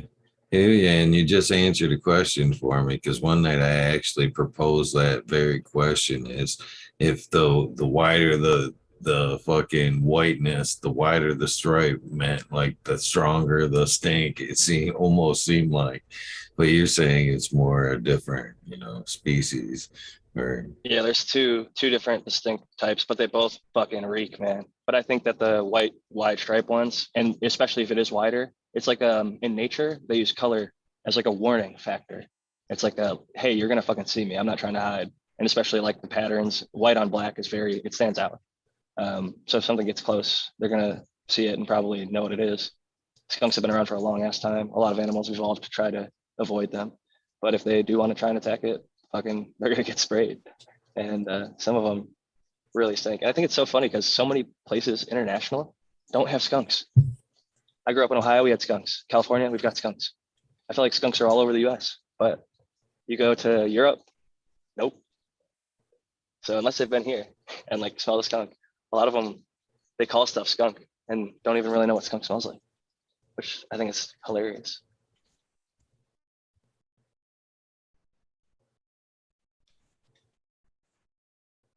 I don't know, but I thought I heard they do have them over there, but Some places, maybe some places, but there's definitely a lot of places that don't. Skunk is not like in every single country for sure. It's I'm pretty sure that it's almost like we're one of the highest populations area, but people have pet skunks all over. I guess you can fucking import a skunk. They like scent them or whatever. I think they take their gland out that allows it to spray. it's still a skunk. Yeah. I was wondering though, like if there were like different, I don't know, like birds are different, certain birds and stuff are different when you go across the country, and like you'd think like a skunk would be, a little different species out in Southern California than there would be like in Kentucky or in Appalachian Mountains or wherever.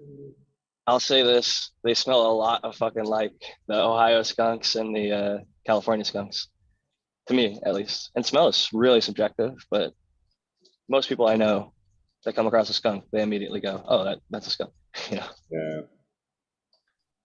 they are tough fucking animals too. So. The other thing is, like, I've had a dog that got sprayed by a skunk, and if you're right on top of it, the smell of the spray almost can smell like a burnt rubber or burnt tire. Like it's really aggressive, like not necessarily like, yeah, like acrid or whatever might be the term, but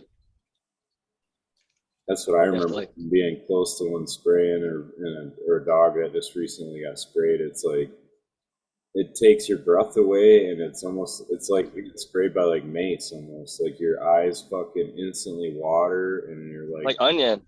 Yeah, almost that reaction, involuntary. You just start shedding tears, and it's just like, what the fuck? It's intense. Yeah, And it's like hard to breathe, and they're fucking, yeah, it's pretty gnarly. And it leaves I know it. this might be weird to say, but a dead skunk smells a lot different than skunk spray. Yep. And it's also a distinct smell, like the actual roadkill skunk type thing. And I think part of that is actually the methylanthranolate.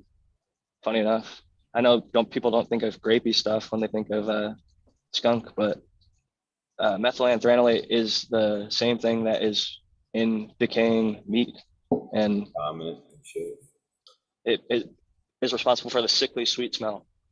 That's what Google said when you look it up. I always wanted a pet skunk when I was growing up. I saw one at someone's house before, but like looking into it, apparently like a lot of states require you to have a license to own a skunk. Yeah, it's an exotic pet, I think. Because they don't have a homing device like most other animals do. Like if they wander off, they won't find their way back apparently. And they also have a really strict diet where they got to eat like greens all the time.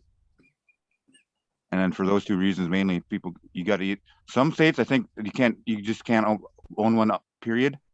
And then some states you got to have a license. And I think there might be a few where you don't have to do anything, but we're in America, we're in Oklahoma, people can own fucking tigers. Same with Texas. There's more tigers in Texas than there are in a lot of places in the wild. my neighbor had a tiger when I was growing up here in Minnesota. I got pictures of it in my living room. I always think that you're Canadian with the accent. I'm close up there, Dan. There, you betcha. Do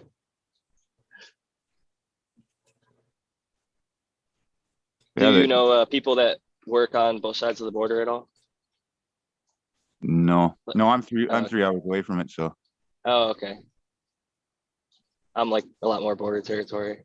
There's a lot of people here that go back and forth for jobs or not so much surgery anymore. I guess somebody went down there for like plastic surgery and 2 of them ended up killed and 2 of them ended up getting back, but it's crazy as shit.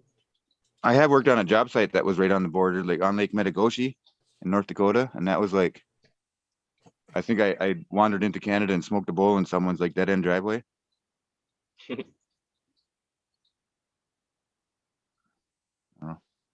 Eagle, how far are you from the border? Or I don't know, back when you were pretty far up north, right? But there's a lake above you, isn't there, in Michigan there? Depending on where you're at. You're on mute. I'm right next to a few there. Holton, Higgins. Oh, yeah.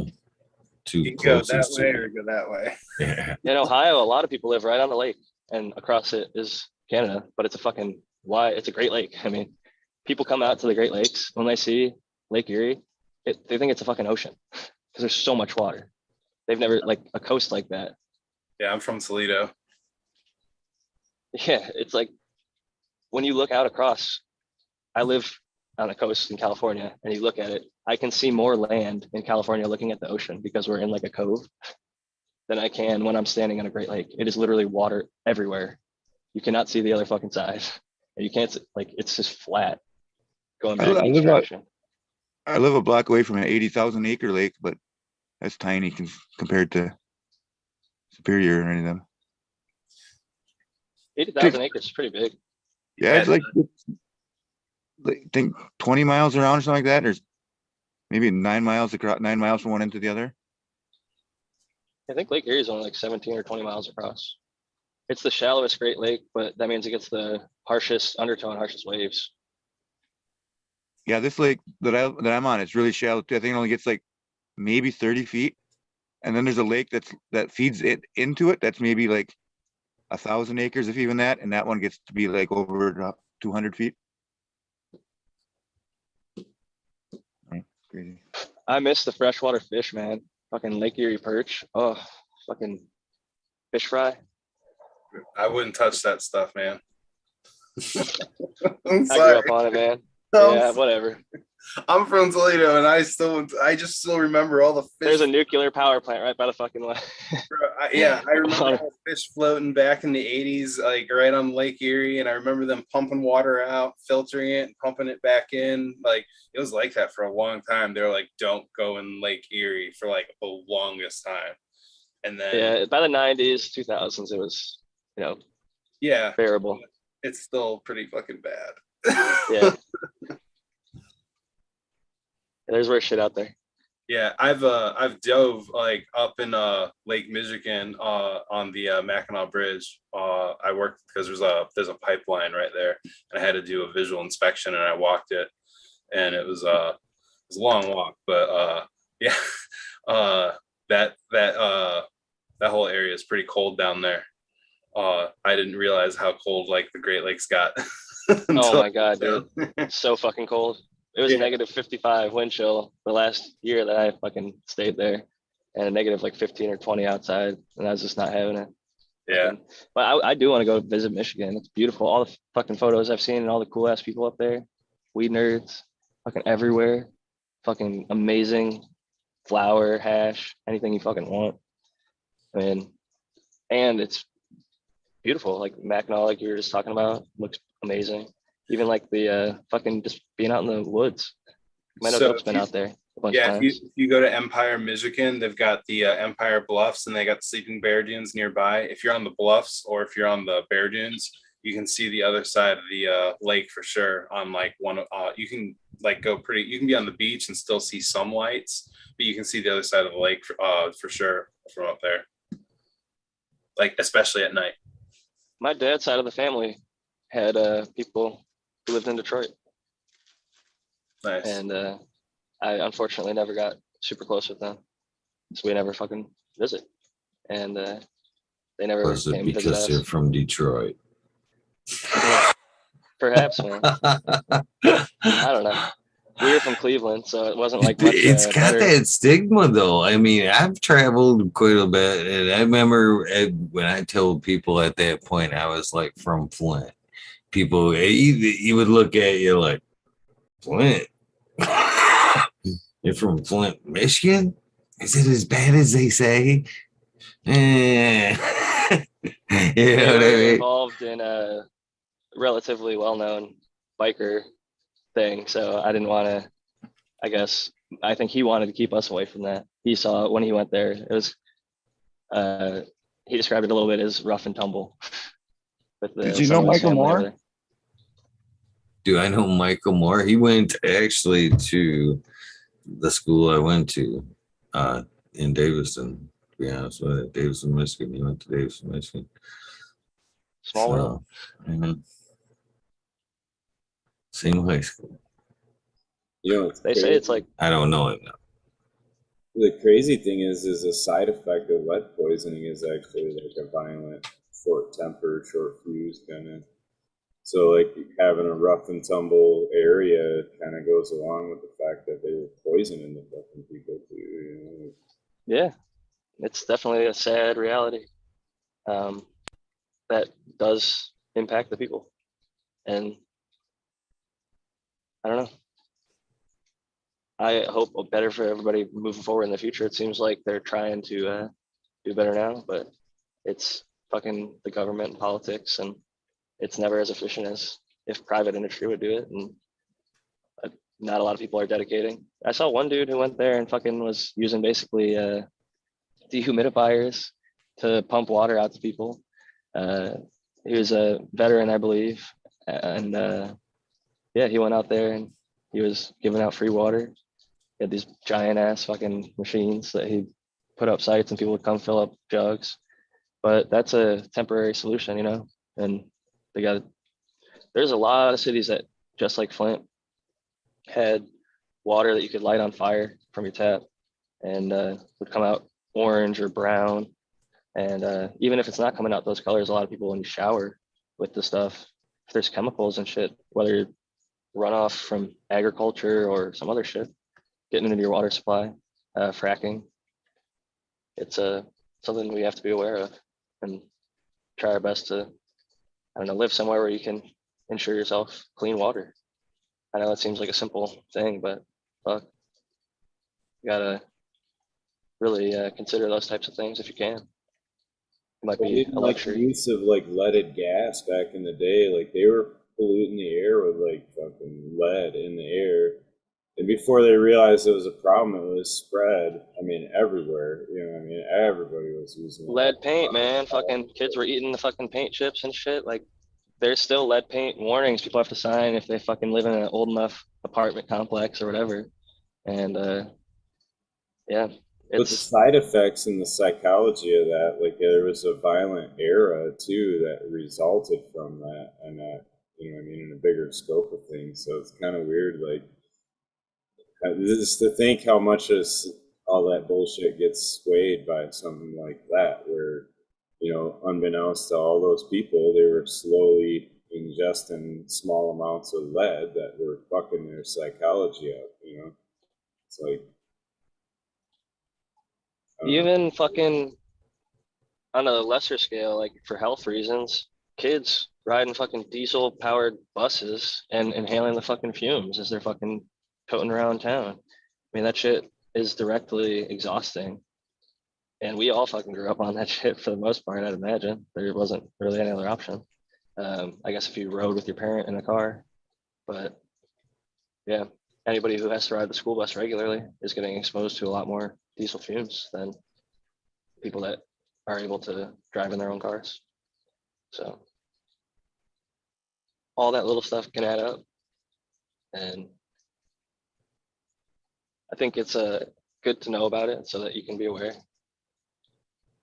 But sometimes there's not great solutions for people, at least in the short term. So it's tough. I used to walk to school, man. I lived close enough. And or I'd ride a bike or something. Skateboard. I got a flat tire the other day. I told the story. I fucking tried to skateboard home, fucking ate shit on the sidewalk. But yeah, that's the thing. Fucking walk, hoof it. Maybe that's a little old fashioned. Sorry. How high is everybody? Pretty high. Yeah, me too. Hi, how are you? Right before I looked up and seen you going at the noodles, I was looking around for the fucking Reese's Pieces. Oh, dude, I have some of those there and Easter grab. eggs right now. I might go fucking grab one. They're fucking delicious. I see the Reese's peanut butter cups wherever they are. I joke that they have cocaine in them. I mean, sugar's probably close to as addictive, maybe. I fucking love them. Chocolate, peanut butter, little eggies. Liz.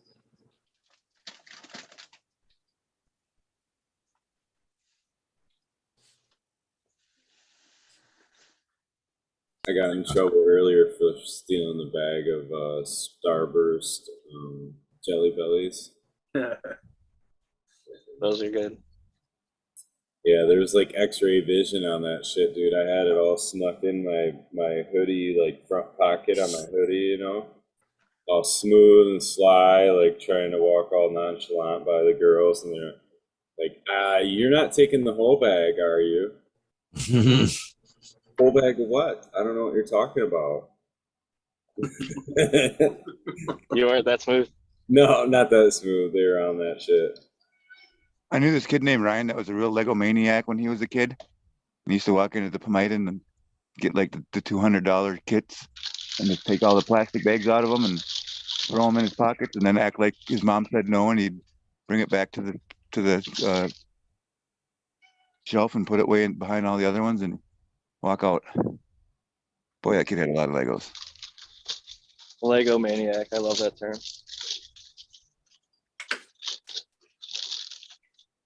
Watched the history of the Lego thing the other day. The actually kind of weird history.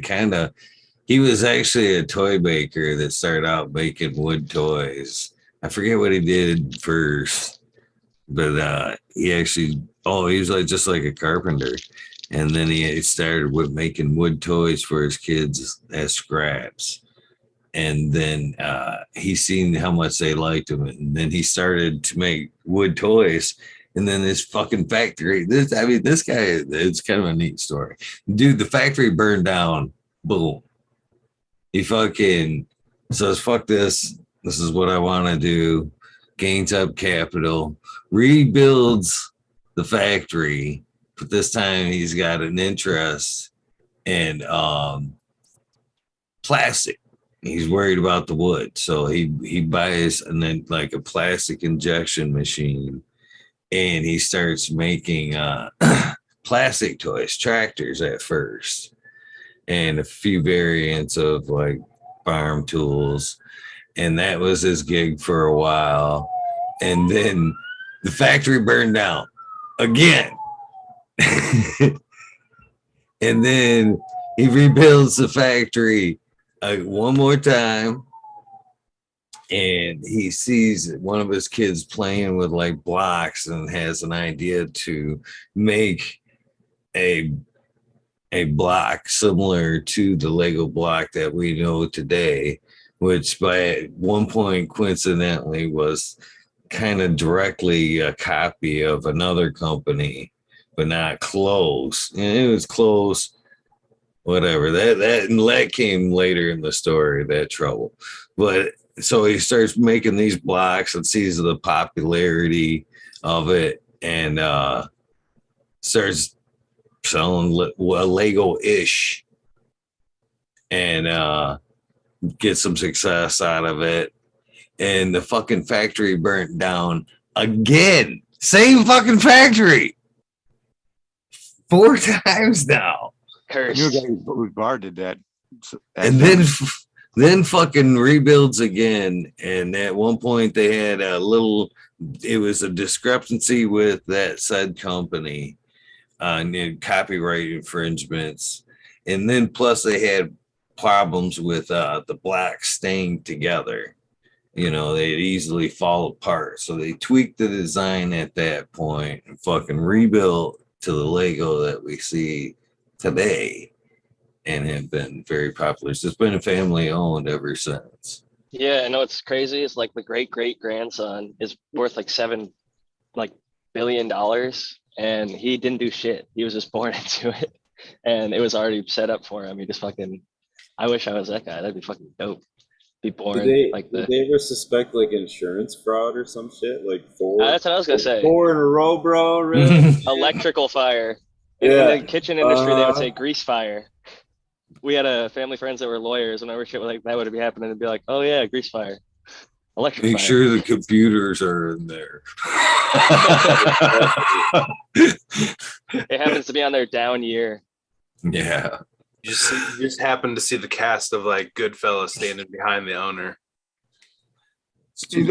I love stories like that though, because learning about a business like that became successful is inspiring for a lot of different reasons, and you see how it started, and it shows you that it could be something simple that anybody could really do essentially, and there's still stuff like that can happen today. I think they're the largest producer of wheels in the world, I want to say. I believe that. And there was a hoax going around that I don't know if I think it was a hoax. I thought it was true, but where they said that they were going to be using all hemp plastics by 2025 or something like that, but I think it ended up being a hoax.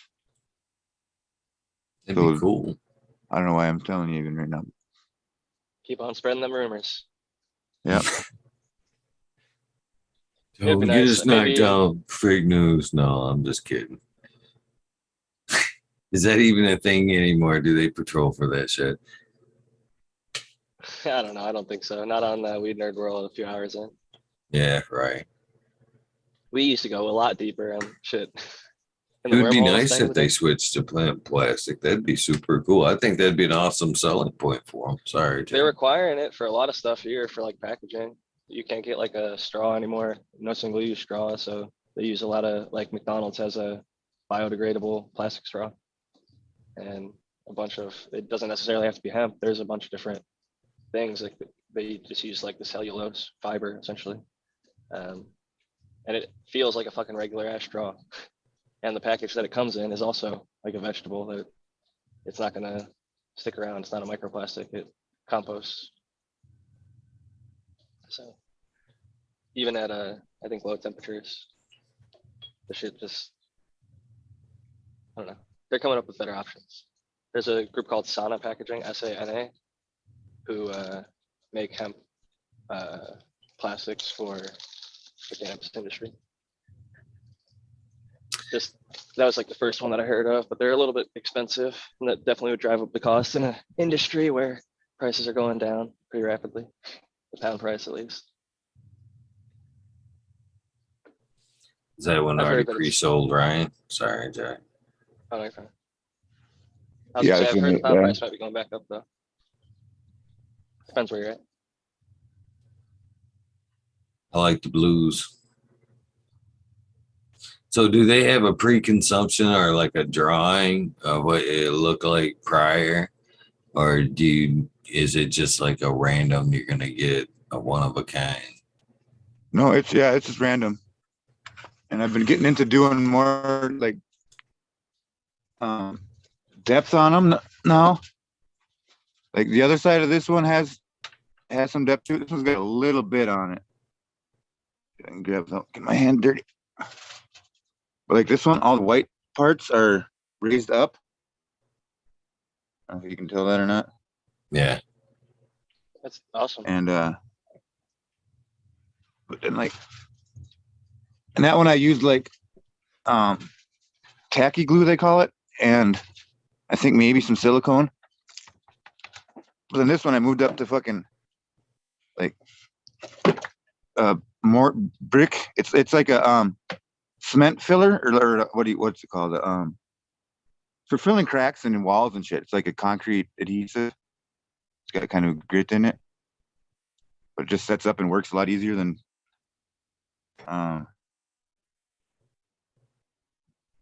regular caulking. And I'm not happy with the colors on this one yet, but I'm gonna start fucking around doing a lot more of the texture on them. I think I asked you before, but how many do you got left to do until you run out of them? You only had a certain number of them, right? The next thing I've got these. Well, that one's sold. This one's sold. Got that one to turn into one. Got this one down here to turn into one. I think I've got 2 or 3 more outside. All right. Are they numbered? Yeah, I'm wondering if you're gonna like source more or something like that when you run out. Oh yeah. I'll get more when I'm done with these ones.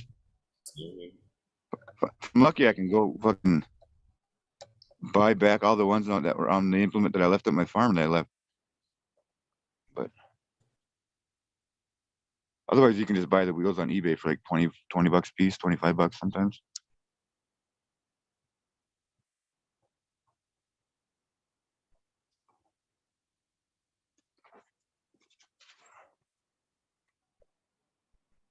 Cool guys, I'm gonna jump out though. This one. Good hanging with everybody. See you, Eagle. Appreciate you popping in, Smiley. Good seeing you, Smiley. Cheers. See you guys. Peace. Have a good one. Good luck Monday. Thank you. Yeah, it'll be interesting. Appreciate that.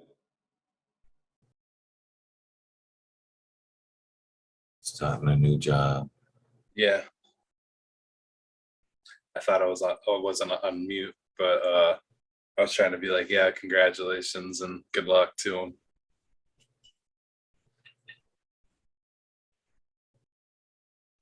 Great dude, Smiley.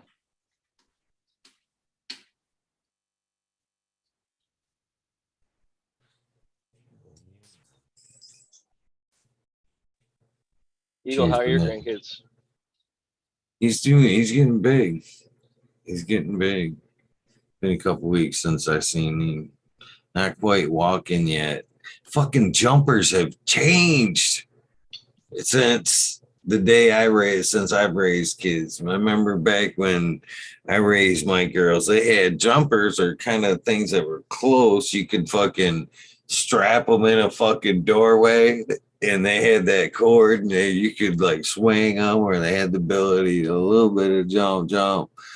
But fucking, he had it was like an A-frame, like something you'd see at like a miniature, like something you'd see at an event, like a bungee thing, where they had the 2 cords that came down from the A-frame, and he could literally fucking get some air on that bitch. I mean, I was waiting for him to like fucking somersault or some shit. I'm like, damn, man.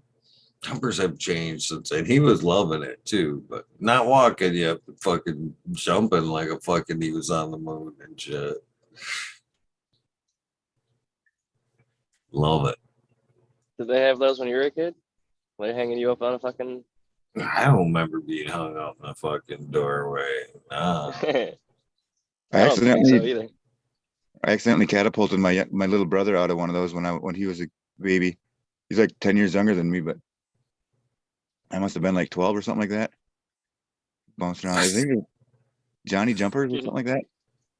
We had trampolines was close as we got to jumpers and shit. Fucking remember barely being able to walk and fucking being like popcorn off a fucking trampoline and shit. You ever been popcorned off a trampoline, or do you even know what I'm talking about? Oh You're balled up and fucking they're trying to break you out of the fucking shell.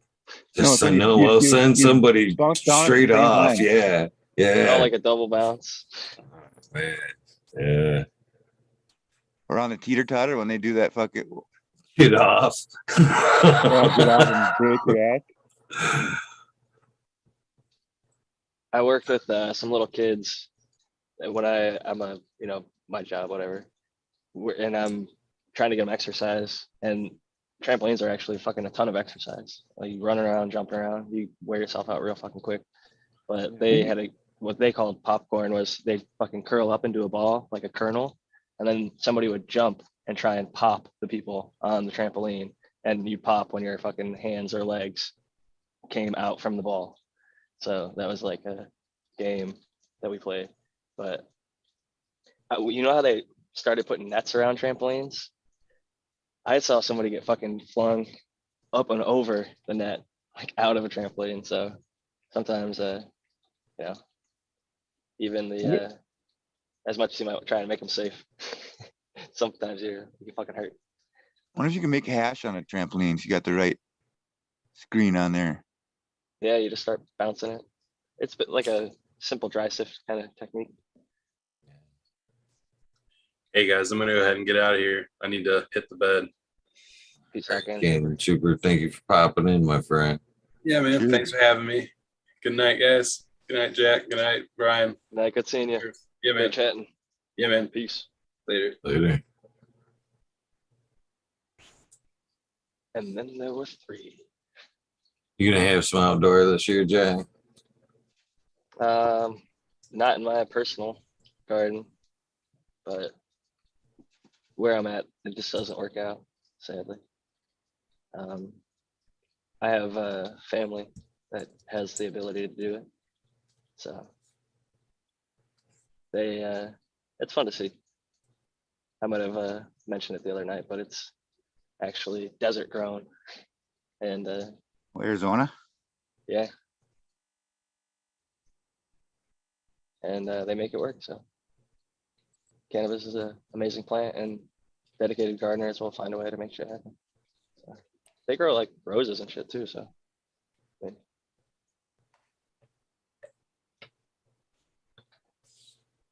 yeah, I'm gonna fucking put these girls out there. I'm gonna say keep them for as long as possible, and then I think either way I'm gonna give them home, just because I have so much good stock to roll through. You know what I mean? I was thinking that last night as a fucking talking to Joel about he seeing it was nice enough to send, a couple packs, and I thought, thinking, man, these fuckers are really starting to add up, man. I need to start. God damn it, hoarding. I'm past the point of hoarding. And I want to start popping the bitches, working my way through 100%. That's the best thing to do. Honestly, always be popping. Plant more seeds. Fucking just keep fucking. Well, that's always been the plan. It wasn't for the break. Let's pop some right fucking now. You got some seeds? Oh, I got seeds right next to me. I'm surrounded by seeds. I'm surrounded by seeds too. Why don't we pop some? Seeds I need to give away. About 600 packs of like fucking F2s, Colombian F2s, and then I got Selenium times jelly bean.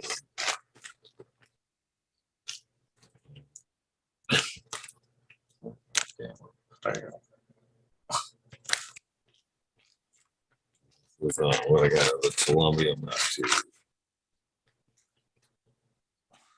Hell yeah. Passing out. But like, I literally before I leave, I check my to see if I've got some on me. Passing them out.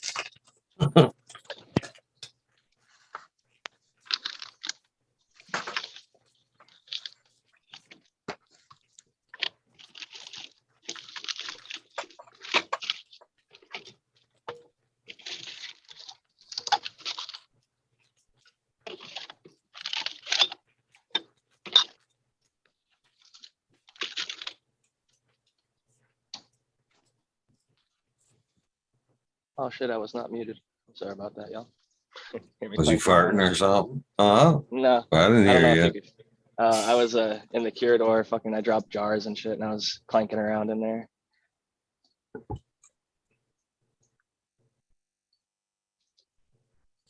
No, those are event seeds. Yeah, those are the event seeds too. This is one bag. I feel guilty because I told Spartan I was gonna pop the seeds, and I just got busy and I haven't. So I'm popping Spartan grown seeds that he sent me, and I'm gonna be popping Zion, Lion, NorCal because they both have subcool genetics in them. So I'm gonna pull them out. Gmail project, yeah.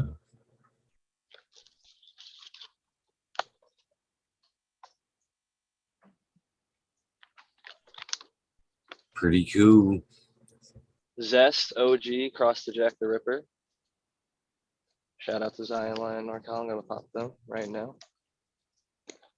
And some Pineapple Fields crossed the Jack the Ripper from Zion, Lion, NorCal. Popping those right now. And I'm gonna pop some Spartans as well. Whenever I could find them. I need to probably turn on all my lights so I can see shit.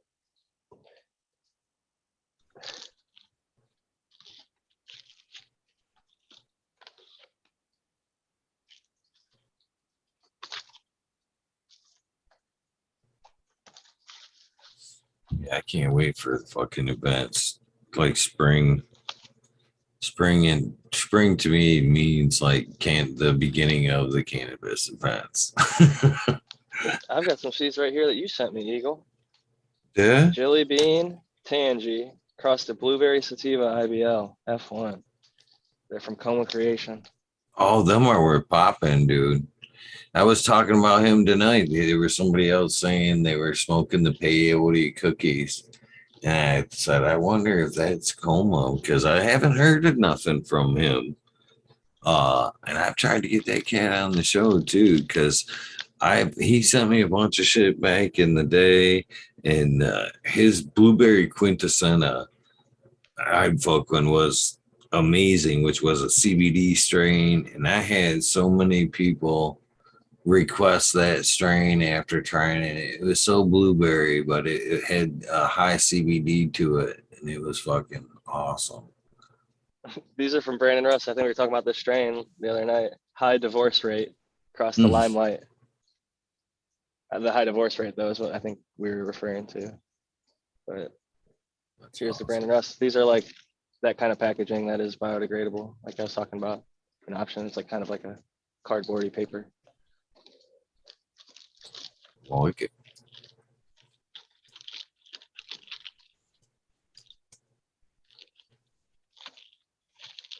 In fact, it was nice today. I stopped into Wild Bill's to get some papers, and the people that were working in there were all fired up about the upcoming hash bash. So yes, it's nice to see people other than myself ready for events. What you got there? Jack something. Jack's cleaner too. These are original from Sub. I just haven't popped this back. That's a good one. Glad I'm going through this.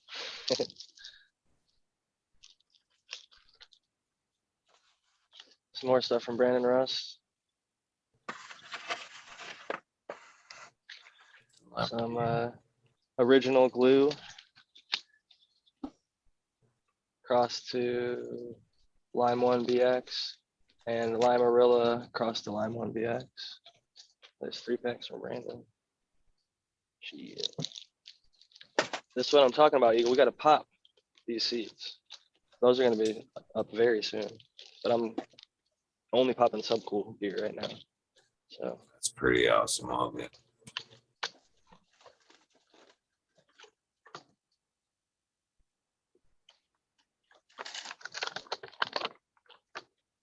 Weed nerd for life, man. Fucking he bred definitely some of my favorite strains, no doubt. Jack the Ripper being one of them. Jack's Cleaner's fucking amazing. He was a special dude who bred special fucking cannabis. There's not a goddamn doubt about that. Shout out to Sungrown 707. He gifted me these. These are Jelly Ranchers. I think they're called Hella Jelly now, from Humboldt Seed Company. Another awesome dude. I met him on my road trip for my honeymoon with Lady Greenstock, and her and I are going on our anniversary trip. He doesn't live up there anymore, and neither does Aaron the grower. So the 2 people that I visit the furthest north are no longer there. Kind of sad, but anyway, we're still going to our trip on an undisclosed date to an undisclosed location that we do yearly. And it's so fun, man. I fucking love it. One of the things we get to do is riding horses, so I always love that. You ever ride a horse, Eagle? Yeah. Do you like riding horses? I'd give it a go. Why not? I'm not opposed to the idea.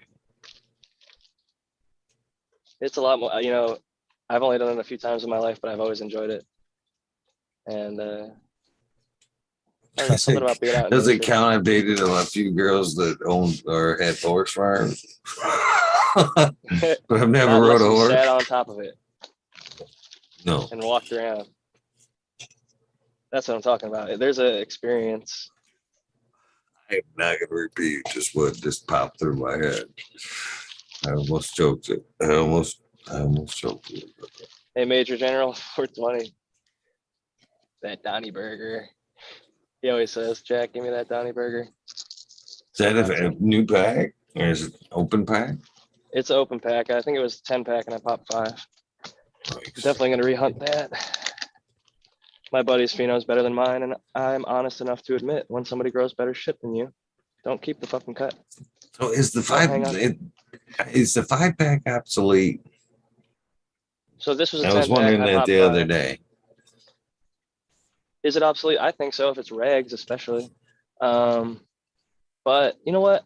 This is a 5-pack from Subcool, so I don't think it's obsolete. I'm going to hopefully find at least one female in this 5-pack. That's all I hope for.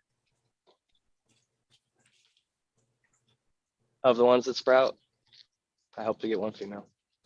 I was wondering that the other day. I heard somebody discussing 5-packs, and I was thinking, well, is that a thing? At first thought, I was like, is that still a thing? You know, but I believe you're going to find, you know, even you should be. That's the other thing, I guess. Fuck it. I'll take it to that point because that's kind of the shit I'm talking, though. I mean, if you bred your shit out, that's an awesome pack to have right there. That's a different pack than I got, I think. It's from JBC.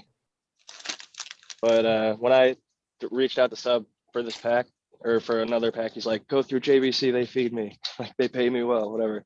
So I was like, all right, I'll order from JBC if that's who you want me to order from. And this was actually a promo from when I ordered some other seeds, probably maybe this pack. But I popped these, and when I was at Sungrown 707s, I was talking about how gassy this Doc Holidays was, and it was just kind of like gassy pine and more of like an OG. And by the time it cured, sitting in the curador or whatever, by the time we got up there, we smoked it, and it was so fucking blueberry. I couldn't even believe it myself. The cure fucking brought out just insanely candy blueberry. And he's like, he rolled it up and hit it, and he's like, dude, this is blueberry as fuck. It's like, you said this was all gas. I'm like, I guess it changed a lot in the cure. Happens. It happens for sure. How long of a cure? I would say probably 6 to 8 months actually. At cold temperature, 60, 60. Cold milk. Drinking that beet juice. Drinking only that saved, beet like- juice, Jack. Oh hell yeah, man, it's good for you. Eat the beets though, man. Get the full thing. Man, I don't, even at this is a pomegranate. But you can definitely pick up that beet on the back end of it. I like pickle beets, but again, even at that, just like sparingly, like holiday. That's like a holiday thing. You know what I mean? And put that right fucking cranberry sauce or some shit. This is kind of a gem for me.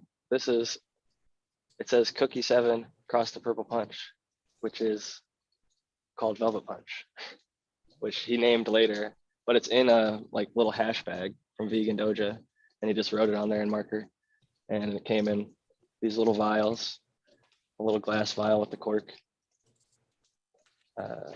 just like this. Bam, still got plenty of them.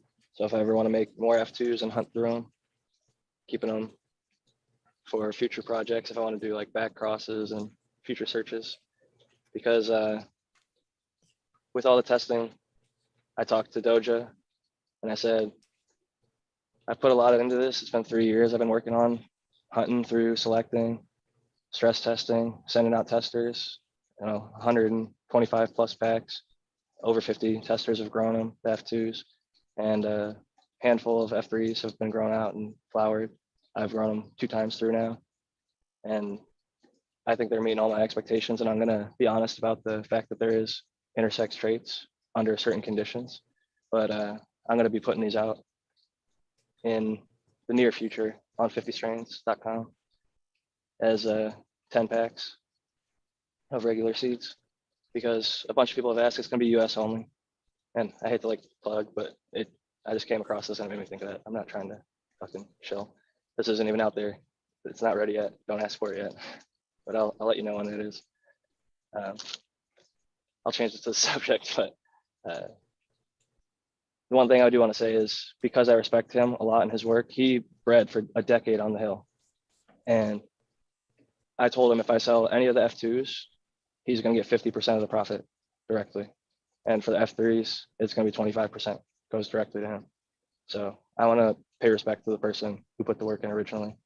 And that's the way that I want to pay forward and just put it out there.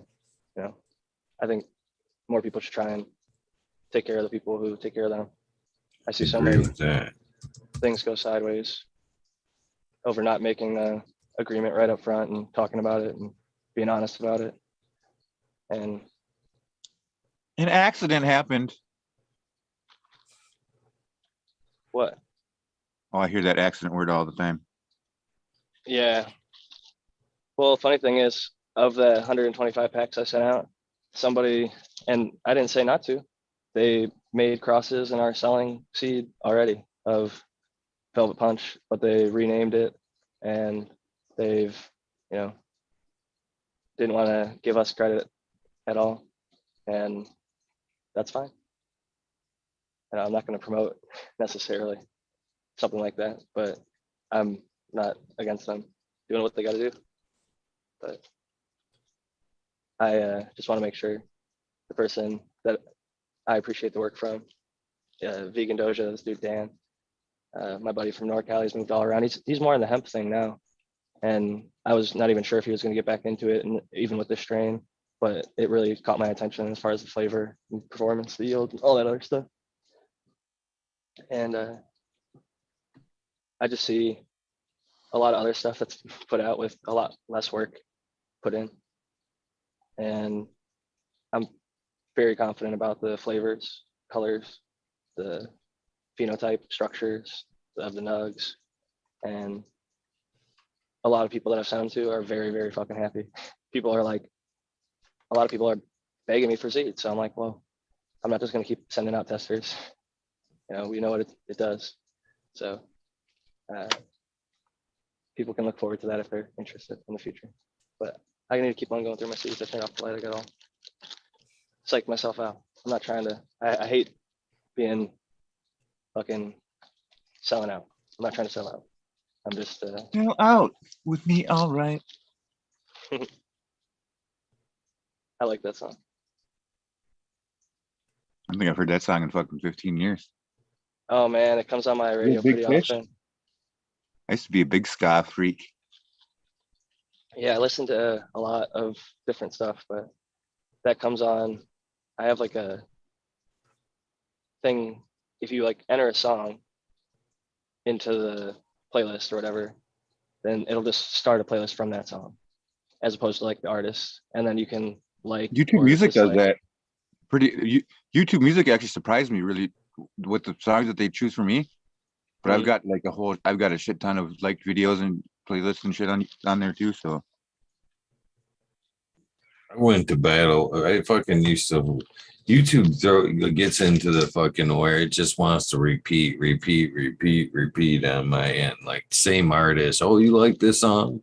Well, I'm gonna fucking feed you 50 either that song 50 times or similar songs by them 50 fucking times on my end. I listen to a lot of obscure music. I think is why it works for me.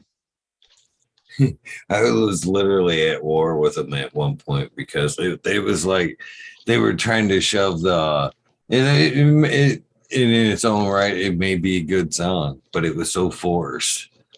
I didn't want to listen to it. Was Copperhead Road.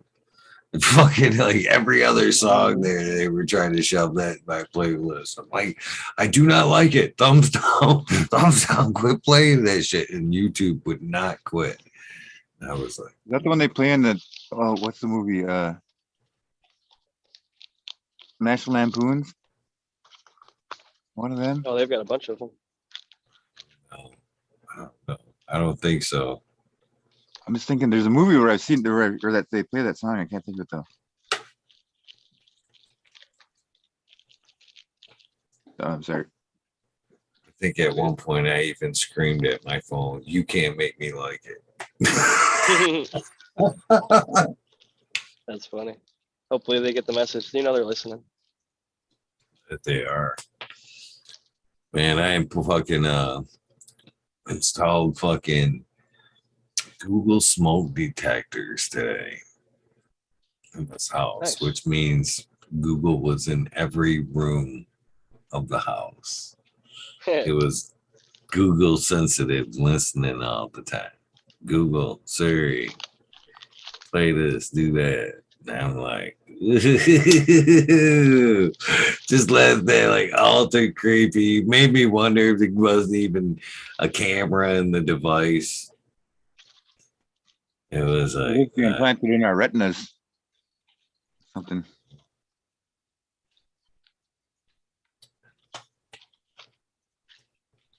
seemed ultra hip, but at the same time, I was like, I don't know if I could. And we're coming to that where you're gonna live in just a house full of shit, fucking hooked up to the internet.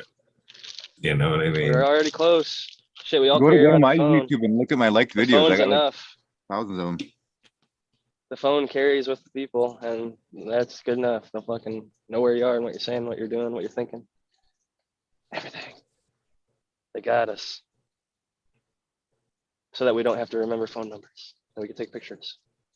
It's my phone's already doing it, man. And like, it's weird. This again, this new phone, fucking, it will read a text and it's already got like auto responses on there for me, and it's close to already what I'm thinking. So I don't fucking half the time even have to type. It gives me 3 options of 3 variants of like a comment back, and I'm like, this is getting scary. It makes me wonder if like it's like a chat, the new chat shit, trying to like we're programming it, like confirming answers. You know what I mean?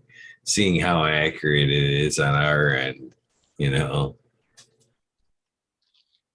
I just found my Spartan growing seeds. Great dude. Gave me some of every one of the crosses that he made. So. Well, that guy ever has enough time to make that magnificent beard, I will never know. He burnt it at one point and then he grew it back. don't know if you saw that clip, but No. that was scary. I He like was my little smoking and fucking caught his beard shag on rug fire. on here. It's time for me to shave because I get cigarettes start hitting my mine now. I'm working. I considered the fucking beard the other day for a full minute. What stopped you? I don't know. I just can't see it. Just can't picture it. Actually, I picture like in my case because of the bald head. I always picture like you remember old school that magnet with the guy, and you could just like push the magnets around to make hair or fucking a beard. That's Oh, what yeah. I remember. That's what I kind of picture myself as, right there with the beard.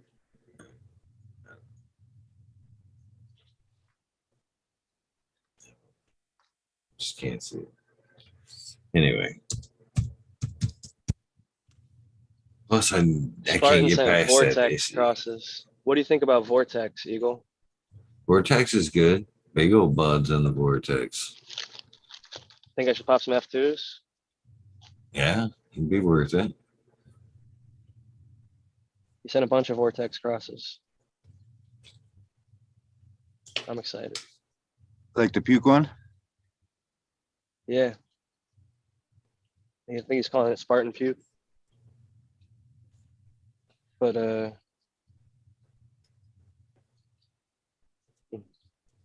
I'll have to, he sent me a message with all the crosses. It's a little dark and I'm trying to read it under this light. Should probably turn it so it's not like blowing in my eyes. That's what she said. Set myself up.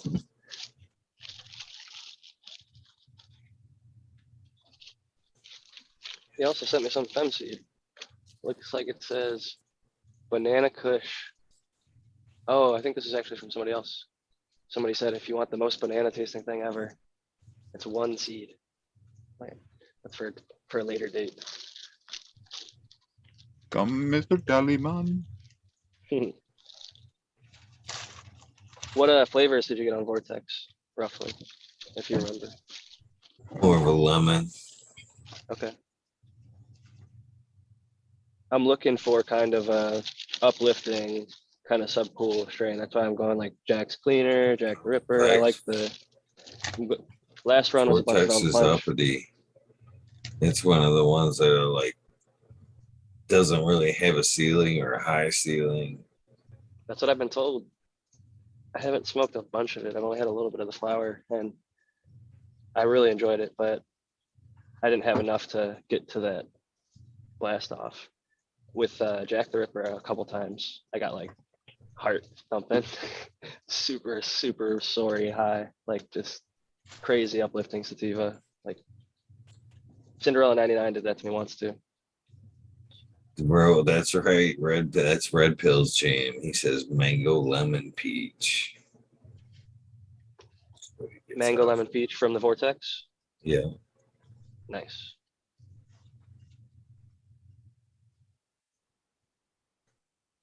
Oh, here are the F2s. Definitely gonna put those with the to pop pile.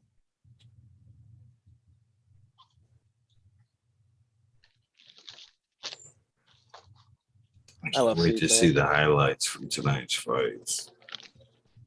Who's fighting? Usman and Edwards, Leon Edwards, fucking who fucking took the title last time, like late, and I think the third with a fucking kick to the head, which was super surprised. They were literally writing the dude's obituary. Yeah, he shouldn't be fucking. And then I guess tonight he fucking doubled up on that victory, which I kind of expected Usman to come back, and then Gaethje and this other cat Rafael Fietz that I've never really heard of till tonight, but Gaethje I guess came out on top of that. It's supposed to be a pretty good night overall. I've been watching so much boxing in UFC. I mean, literally hours at some point. What I like is I got there's a Russian YouTube channel that puts out a lot of the newer fights and shit, or a lot of the whole fights in general. That's a pretty neat one. I watched this Russian channel called I'm gonna blank on it now. It's this channel where this guy it's all dash cam footage pretty much, and he puts out episodes like every other day. It seems, but for years, because everyone in Russia has a dash cam because there's so much insurance fraud and shit that they catch a whole lot of shit on dash cam because everyone has one. So there's just this crazy shit. Oh, what's it called?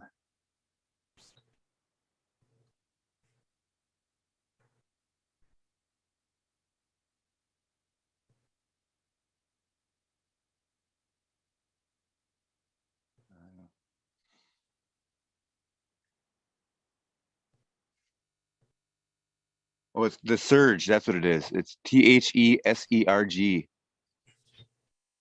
And there's I don't know, all these crazy videos of trucks going through swamps and blinged out rides and shit.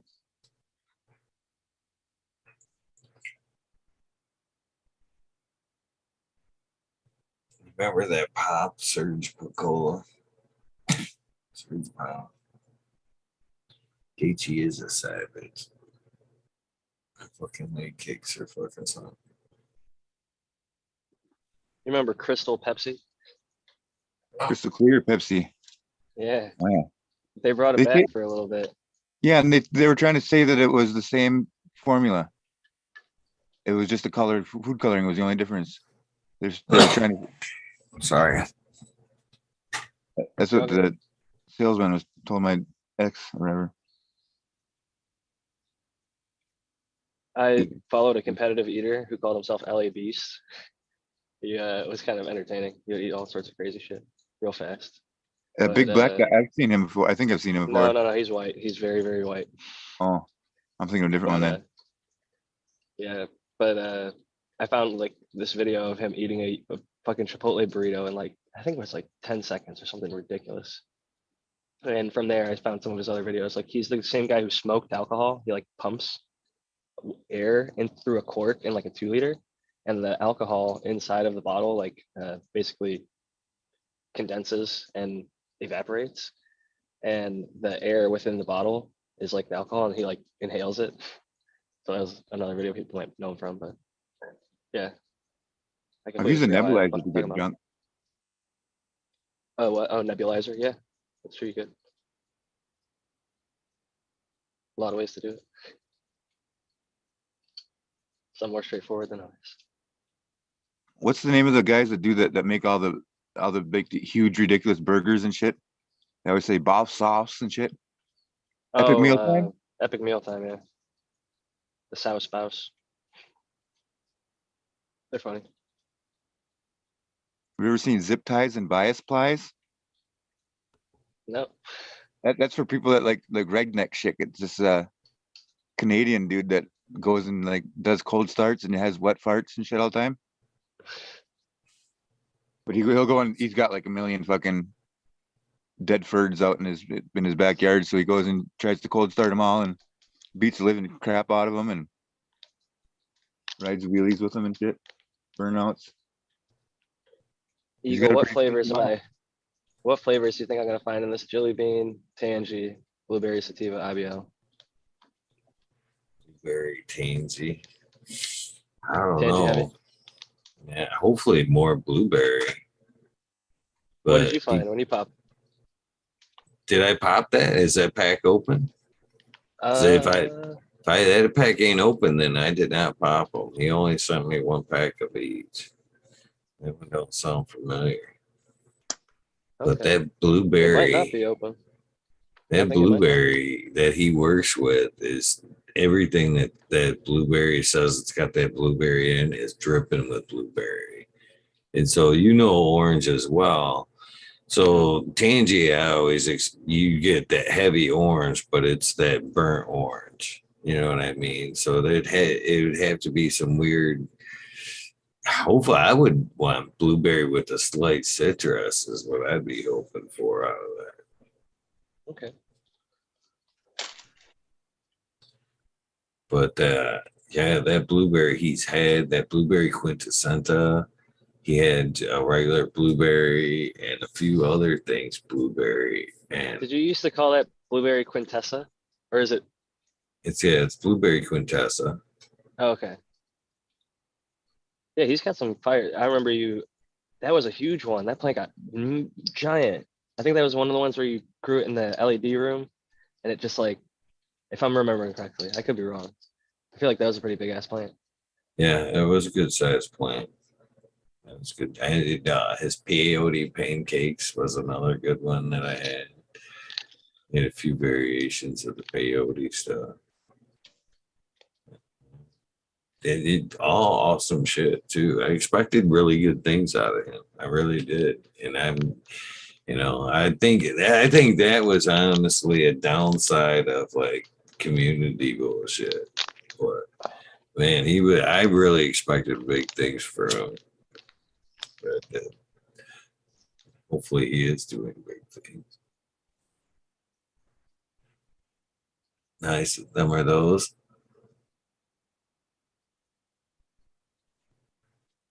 Yeah, I would pop. I would pop them. I would pop them. Everything that I popped of his was really good. Really good. I've got 1, 2, 3, 4, 5. 5 pack. Five There pack we ain't go. dead, Eagle. There we go. Oh, that's funny. It is Was kind it- of funny because I was thinking of only doing 10 packs. Just because as I'm the packaging and fulfillment department, it is a lot less packages going out. Shit, them 10 packs when we back in the day were $100 for a 10 pack minimum. You know what I mean?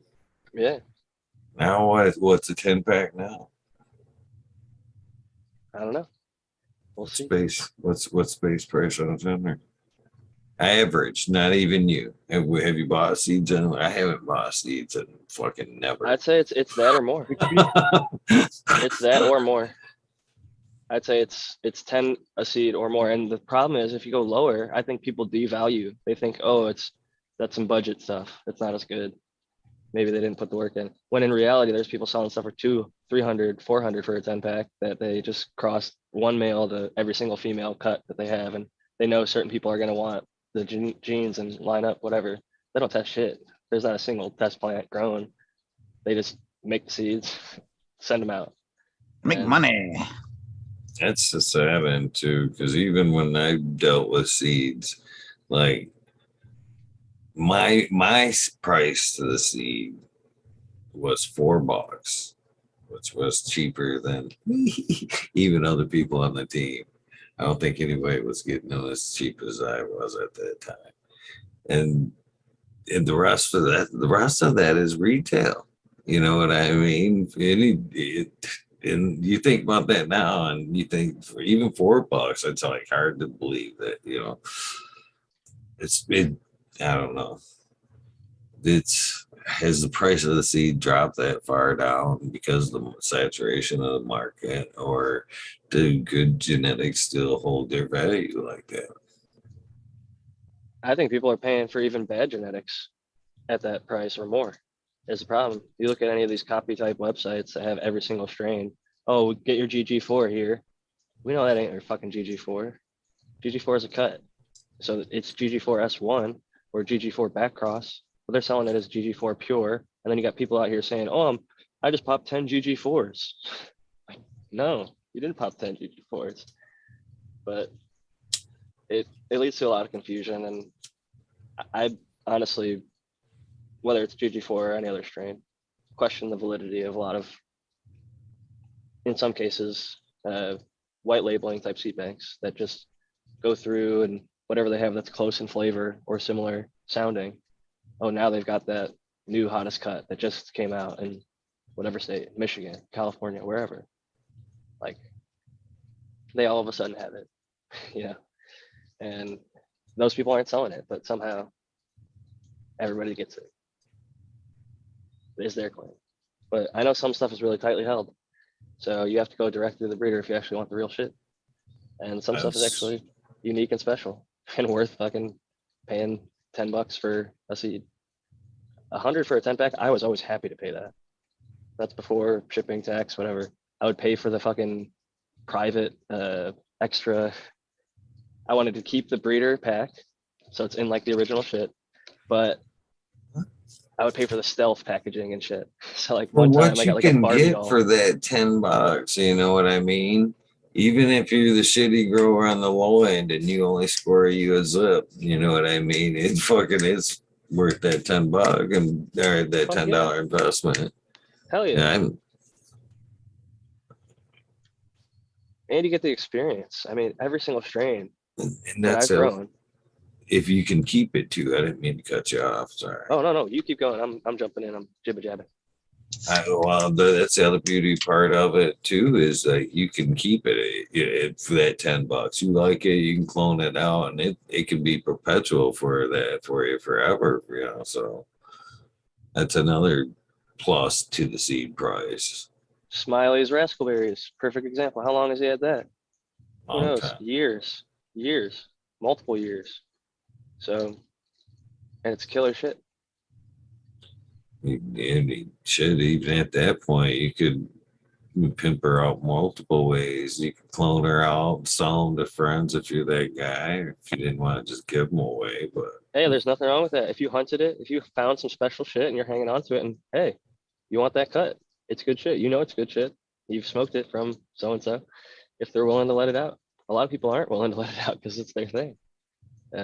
That's what makes their stuff special. I've been that guy. I've sat on a few things just because I hunted it out. It was a little bit different than what was going around.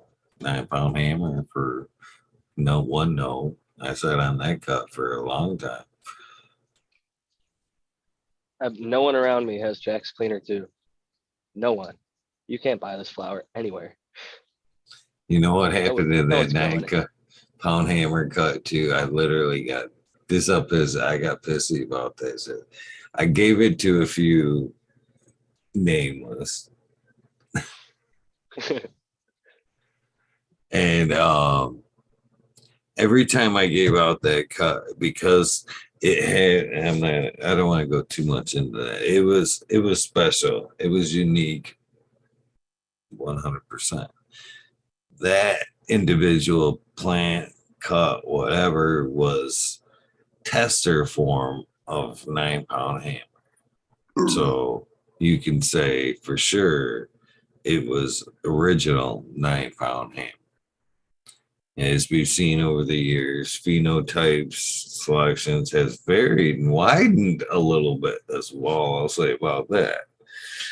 But my cut was special because I knew it stood out. It just stood out on the 9-pound hammers that I had seen. So I always labeled that 9-pound hammer Eagle cut. And very few, I wouldn't pass it to anybody. And once I decided to pass it, I would only pass it with the fucking kind of verbal agreement that it will not be passed. And if it is passed, I could at least get the nod, you know what I mean, to know who had it, or can I pass it to him? You know what I mean? So that way there was, and that hopefully deal extended out, you know what I mean? So there was somewhat of a validity to that cut, that strain, you know what I mean? I could trace it back. Oh, it's in Cincinnati? Bullshit. I don't know nobody in Cincinnati. You know what I mean? You know, it shouldn't be there. You know what I mean? That type of fucking tracing to it. But I passed it out to a few, and they just disregarded the verbal agreement there and kicked it around their area like a fucking who gives a fuck. And I was like, I literally just fucking was like, fuck that shit, it's out now. And got pissy. I wish I kind of got hindsight regret, but yeah, I was pissy about it. I remember he told me that. Fuck that shit is the one thing you literally don't want to do.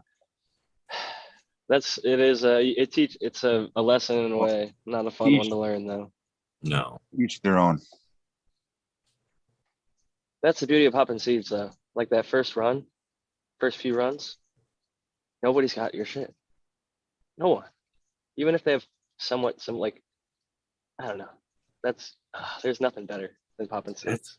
That's what I always loved about being subs tester was right there. I'm not gonna lie. It was nice to be on top of that list. Every time that motherfucker went on the air and went, ooh, I got a new pack of testers. I went, motherfucker, you better hit my mailbox.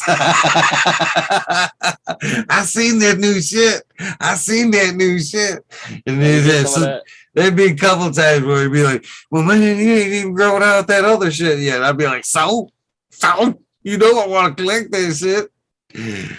But he definitely made sure it was very generous with the genetics he blessed me with. But the moral of that was I loved staying ahead of that curve, being that dude that had that shit that wasn't out yet, and looking at somebody like that's the moment, that moment you pass that shit, and they go, "What the fuck is that?" And you go, "Yeah, that's ain't nobody even heard of that yet. That's the next right there.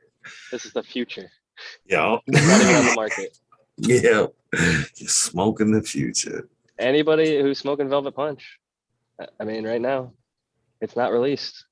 If you have it, it's because I gave it to you and you grew it, and that's a exclusive little group. I've been seeing some fire. The one dude pressed this rosin and it was like pink. I don't know if you saw that repost. I think it's Art Man. Oh my god, it was literally like. I shouldn't even say that. That'd be a good strain in the future. What? That'd be that the future. That would be a good strain. Yeah, that is a good strain name. He's smoking the fucking future right here. Skunk bait. Yeah. I like it. Hopefully nobody swipes that one like no. Here's the thing, Eagle. If I say Purple Rain, who do you think of? Prince, obviously. I think it's layered. So 100 other people can make the song Purple Rain, but you think of Prince. When I say Blueberry, people think of DJ Short or Humboldt Seed Company. And now I would say their blueberry muffin's pretty big and popular, but there's a lot of blueberry. I think it's blueberry cereal. But when we're talking about cannabis breeders, and I think people are going to look for the original if they care enough, I think, and try and support the original breeder. Because every other person you get it from, you really don't know if it's the real deal or not. And then why would you want to invest 3-4 months of your life growing something out that may not even have a chance of being what you were hoping for? I agree with that. You know, one thing I was talking about with Joel the other day.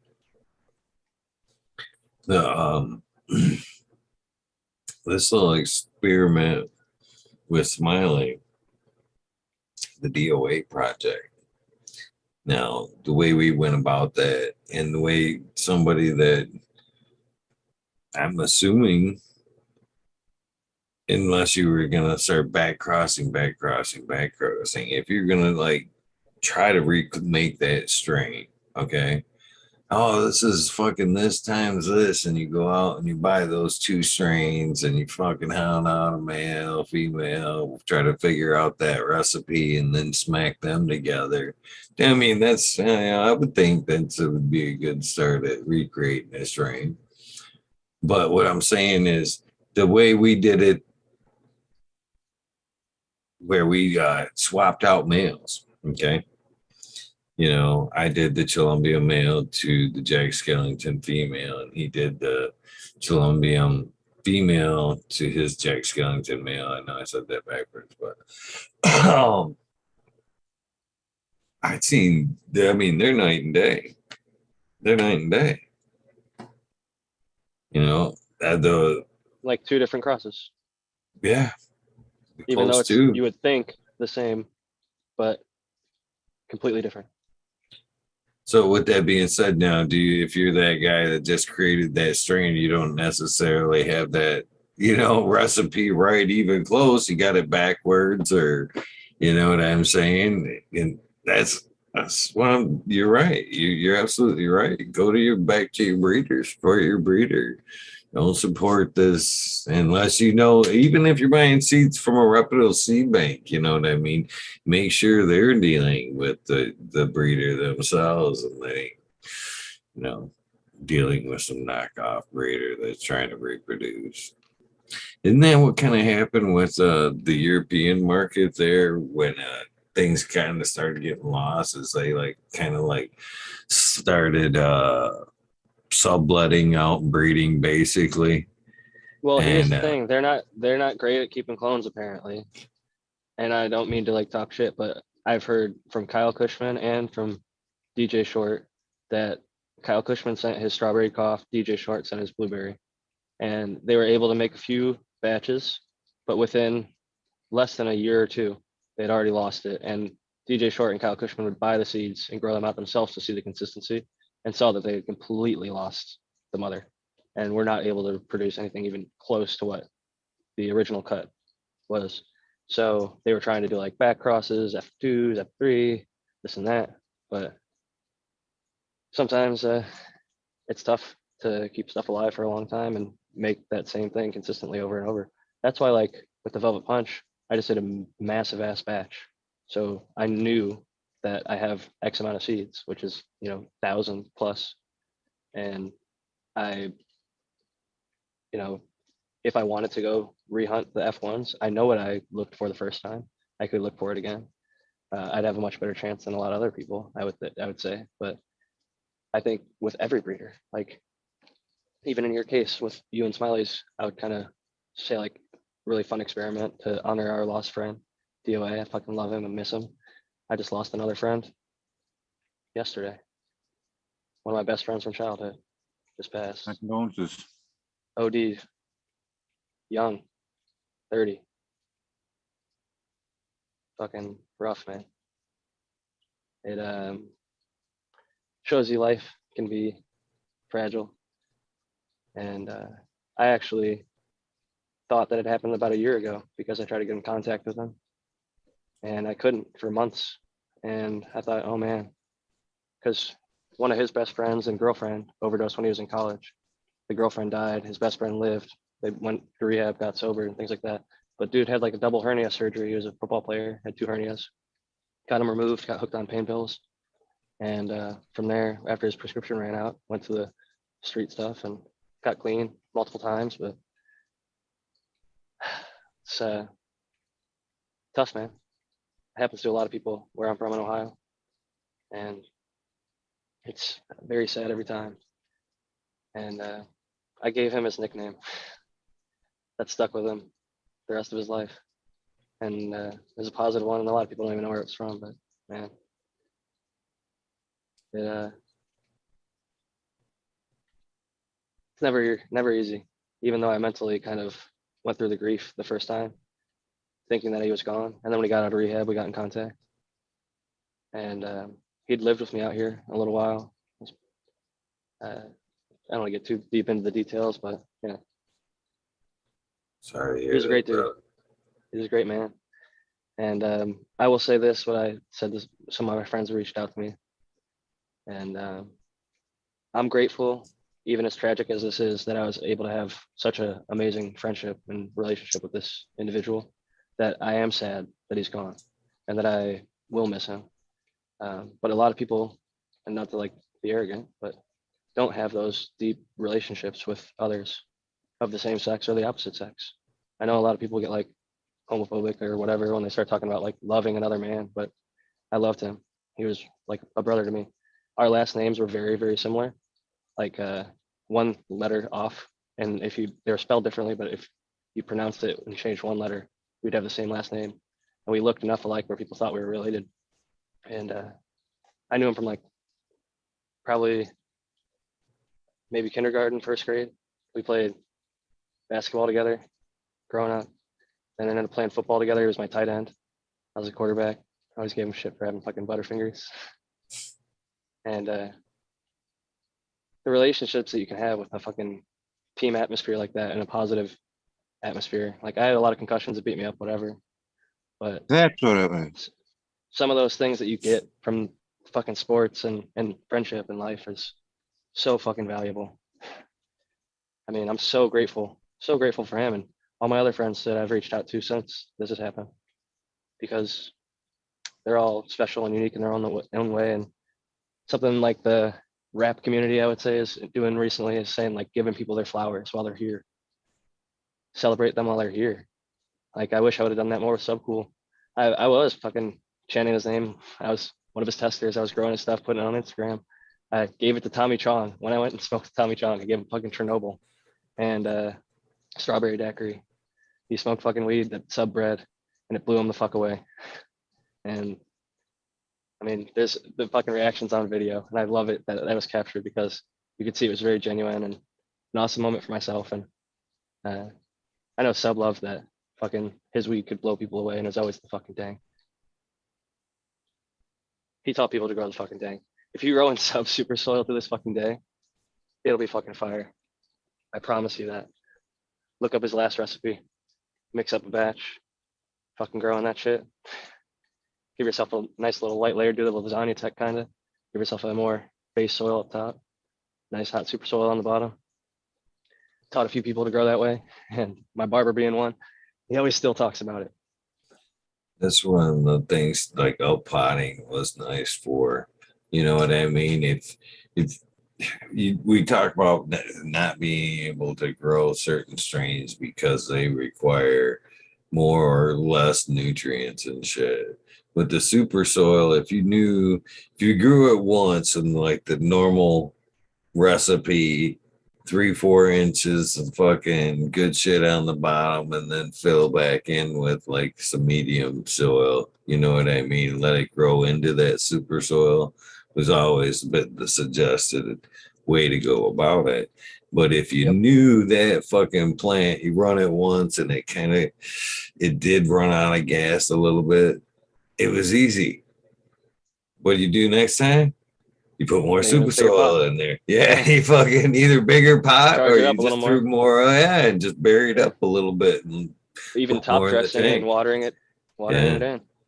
Yeah, that's a good way as well. But yeah, it doesn't get any way easier than super if soil. you throw like a mulch on there, which I didn't do for a long time, like a nice little mulch layer of whatever your preferred mulch is, it crushes it even harder because it gets that water even throughout the whole soil. And when you get soil dialed in with a nice recipe where you got everything, it's a buffet. And I would do it just like Sub said, fucking water only. I'm flushing the whole fucking time. You would just give it water, and the plant's burnt, smooth, white, fucking bright white ash, fluffy ash, dank flavor every time. See, the only reason I gave it up is again that and I talked about this a lot, and this is probably one of the biggest things I've learned in life, and I'm probably most proud of is trying to bury that grudge thing. Man, I used to I could carry a grudge forever. Man, seriously, back in the day, and that was the toughest thing I ever had to fucking to give up, and I'm proud of the most thing now. But dang, I totally squirreled with that fact. Hey, what were we talking about there? I squirreled. Chat, save us. We were talking about Sub and totally fucking squirrel, man. I know. Come back. It's all right. It's a deep issue, though, man. Regrets are a big motherfucker, and holding grudge is a bitch. That's what you're talking about. That's exactly what you're talking about. Is you were saying that you can hold a grudge, not get over stuff, and I think sometimes there's it's good a to let point it go, to it, though. Forgive yourself, forget. These days, I definitely have not. That was one of the biggest lessons in life is to not hold grudges.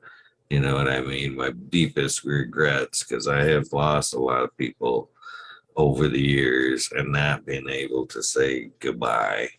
You know what I mean? Not be able to make amends for stupid bullshit that I was wrong about or opinionated about, didn't see eye to eye.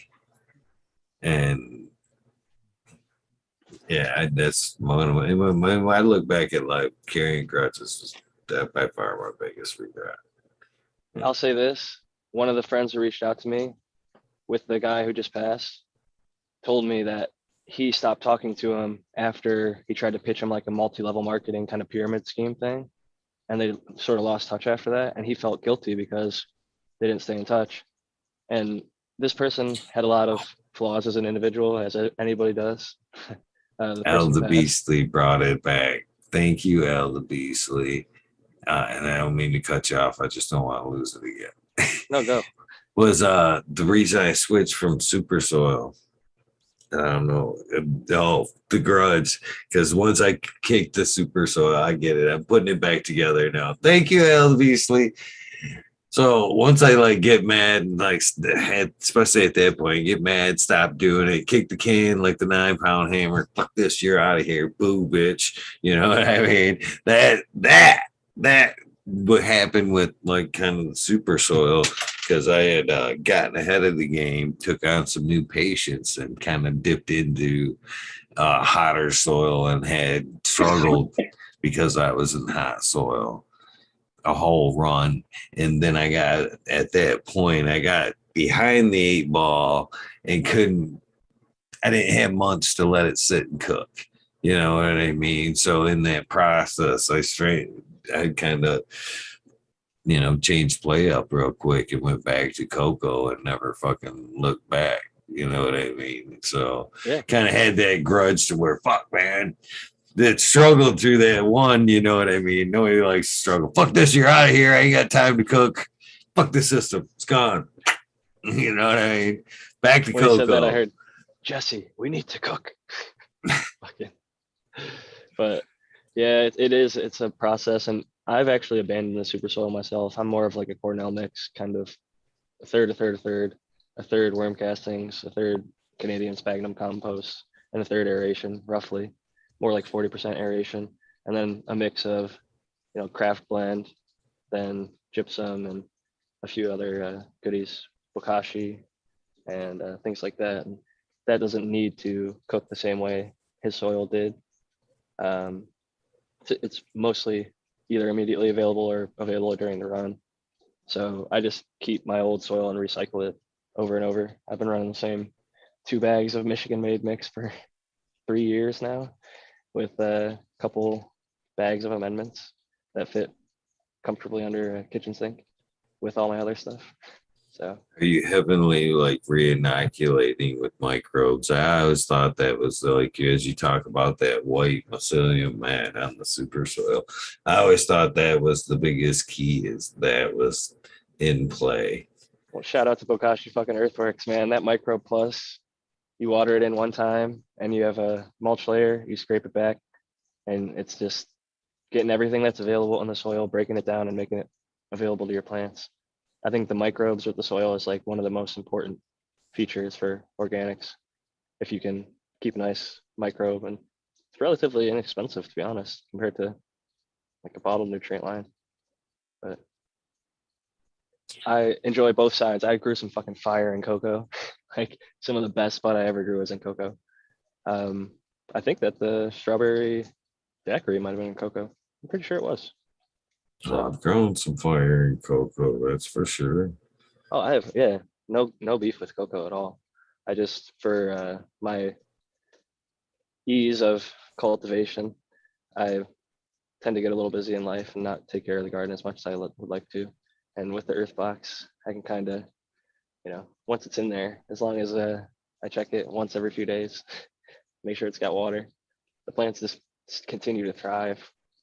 And, all I got to do is make sure that hole is filled up with water whenever it dries out. And even then, like after it dries out, they're good for like several days before they start to droop. I don't like to push them unless I'm doing it on purpose, like late flower drops, just to try and get a little more terps or THC, other things like that. You think it's just good for the root system?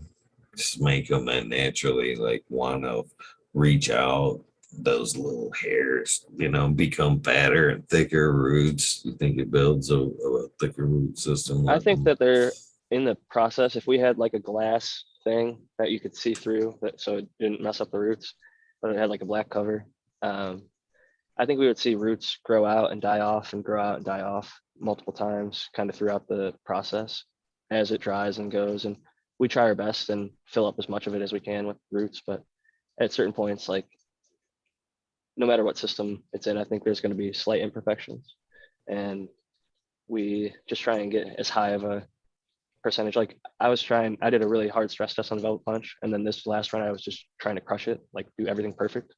But SDG&E said they were going to do a power outage for 10 minutes, and it ended up being 13 hours, and that just kind of threw a damper in my perfect run, so to speak. And then what is your standard operation, or your standard operation procedure, or whatever is SOP, when the lights go out like that? For power out, Mm-hmm. I'd open up the tent, try and ventilate. It actually really heavily depends on the time of year, because we had like an El Nino the one time. Right now, we're currently at like 70-80% humidity outside. It's just been raining a bunch. So I would have to make sure that the tent wasn't getting too humid. So probably open it up, and sometimes I'll take like a little cardboard box, cut it up, and make like a almost start fanning the plants a bit, if just to get a little airflow going through them. Make sure that it's not like stagnant or stale. And it depends. Like I actually have the ability to run an extension cord to my car, and I can pump 200 watts. So that's a decent chunk of airflow going into there. So it for short term, I've been able to get through. And I don't know, there's a lot of things that you can do, but predominantly I just don't want it to get too humid. And if I can get some light going again, even if it's not quite as much, I'd rather have some than none, and try and keep the cycle going. But sometimes it's just going to be dark for a couple of days, and the plants, I don't think those are going to be like our best runs typically. But sometimes maybe, who knows, that stress might. I don't think it affects it, to be honest with you. And I'm right there with you. As long as your humidity's not a problem, let them bitches stay in the dark. That's why I struggle trying to get to fucking, run the extra generator and all that shit.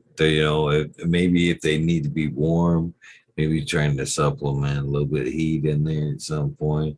But if it's like summer months and shit, man, fucking, I think they're even in flower, even mid flower. You know what I mean? I don't think it's a thing. I really don't. I think the plants will sleep, and that's what I do. I fucking, when that power comes on that time, I fucking schedule as usual. If the next time that light's supposed to come on, it's the next time that light comes on. You know what I mean? If they're supposed to be in the dark in that period, I fucking run over, or already have that circuit off so it doesn't come on. Yeah, I think that's smart. And you can get the ventilation and stuff going, but keep the lights off, so you get some airflow and lower the humidity even probably a little bit more than whatever we were able to do without having power. So definitely, when I moved to northern Michigan, man, the fucking grid was still like first runs of the power grid up here and shit, wind blowing, you'd be out power for fucking day too. Sometimes, man, there was times up here. One time I went for like a week and a half without fucking power up here. Luckily during the warmer months, but it still sucked, man. You run a generator 24 hours a day. That shit adds up. And then when you talk about like trying to run a fucking garden, if you're like trying to do that, another fucking at one point when I was over on the other side of the lake, I had four 5,000 watt generators for fucking Dude, that's how we used to grow in Cleveland. We had generators so that we wouldn't come up on the grid. They built rooms to muffle the noise around the fucking generators with ventilation. And they even used exhaust, like similar exhaust type things that we would use in the grow to pipe it out and sort of, wherever it needed to go. Not back to the grow, obviously, but I don't miss clandestine fucking growing in illegal states. That was fucking crazy times. But what's funny is the generators I bought were oddly enough, I never really found out for sure, but I was knockoff equipment. I ain't never had a problem with like the knockoff side of things, like eBay, the iPower. Remember the iPower? If you ever remember digital I like backwards. iPower. They had a decent product and it was cheap as fuck back in the day. Had a ton of iPower ballast and shit.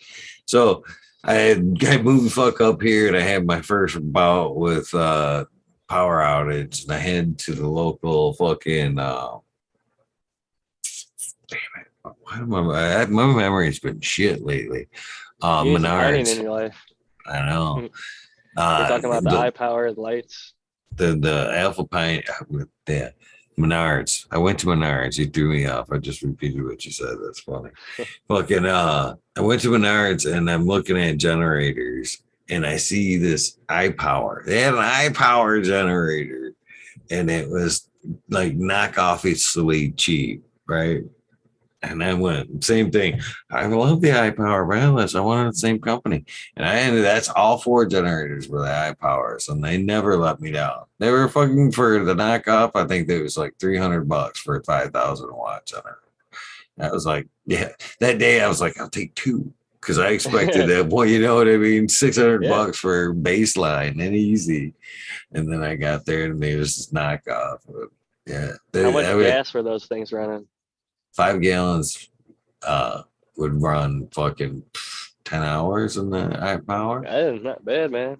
No. When gas was probably a lot cheaper. Yeah. I know it was a lot cheaper in the early 2000s when we were doing this shit. Right now it'd be a little more difficult. I think at that point it was like $4 a gallon. It was during the spike. It sucks. Damn. Yeah. That's like what we pay. That's like a buck less than we pay regularly out here. It's regularly like $5-6 here. The other day it was $3.33 here. I was like, nice. Lucky day to fill up. Must be good gas. Angel numbers on the gas. You get 444 and 555. I'm learning as good at angel numbers, but still taking. I thankfully don't have to fill up anymore. My wife does on occasion, I guess. But it straight electric these days. I've been for the last 2-3 years. Yeah. I seen like, is there any truth to like? I seen like this TikTok. I mean, I spend too much time flipping through TikTok these days because it is. I don't know why, but I don't know. I just chilled a little bit on cannabis shit, but TikTok, stupid bullshit. But damn, now I fucking scroll down when I was talking about TikTok. Damn it. I'm fucking stoned. You're smoking some good stuff. Must be. Damn.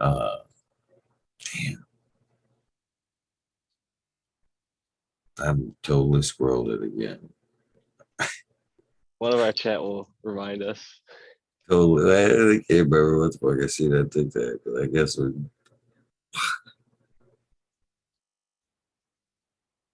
totally scrolled it.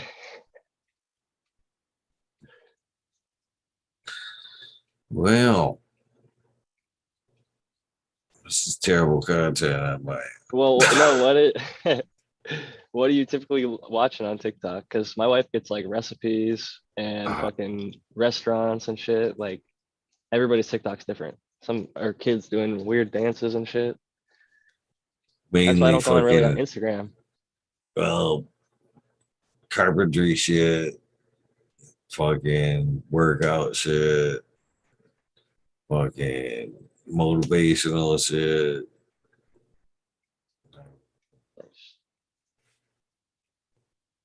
Horse.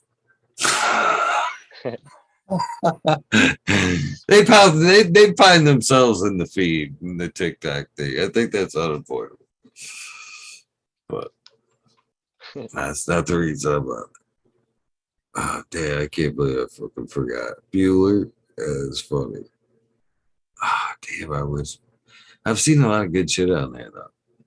Actually, as far as like construction tips and I see a lot of cool shit on. I never put it to use, but it's fun to watch. Like different like types of screws and wood and shit that they can use to like fix damage or hold. probably why surface. my attention span's fucking 6 seconds long. Yeah, it's because you're using too much TikTok. Good sign. Good. That's a red flag. That's a red flag. I'm not any better though, and I'm not on there. So I really wish I remember what you were just talking about. We were talking about the iPower thing, generators, electric cars. That's what it was. Thank you. Thank you. Thank you. Thank you. I've seen a lot of people on there claiming electric cars bullshit. Like they had pulled over and was trying to like charge up, and it had been there like 45 minutes. It was like an absorbent amount of money, and they were only gonna get like 50 fucking miles out of it or some shit like that. Wow, that's not my experience. Mine is free charging for life, and if I was there for 45 minutes, I'd get 150 miles, 170 miles probably. My car goes 210. How do you do So the free charge for life? because any Tesla from 2012 to 2016 is free supercharging.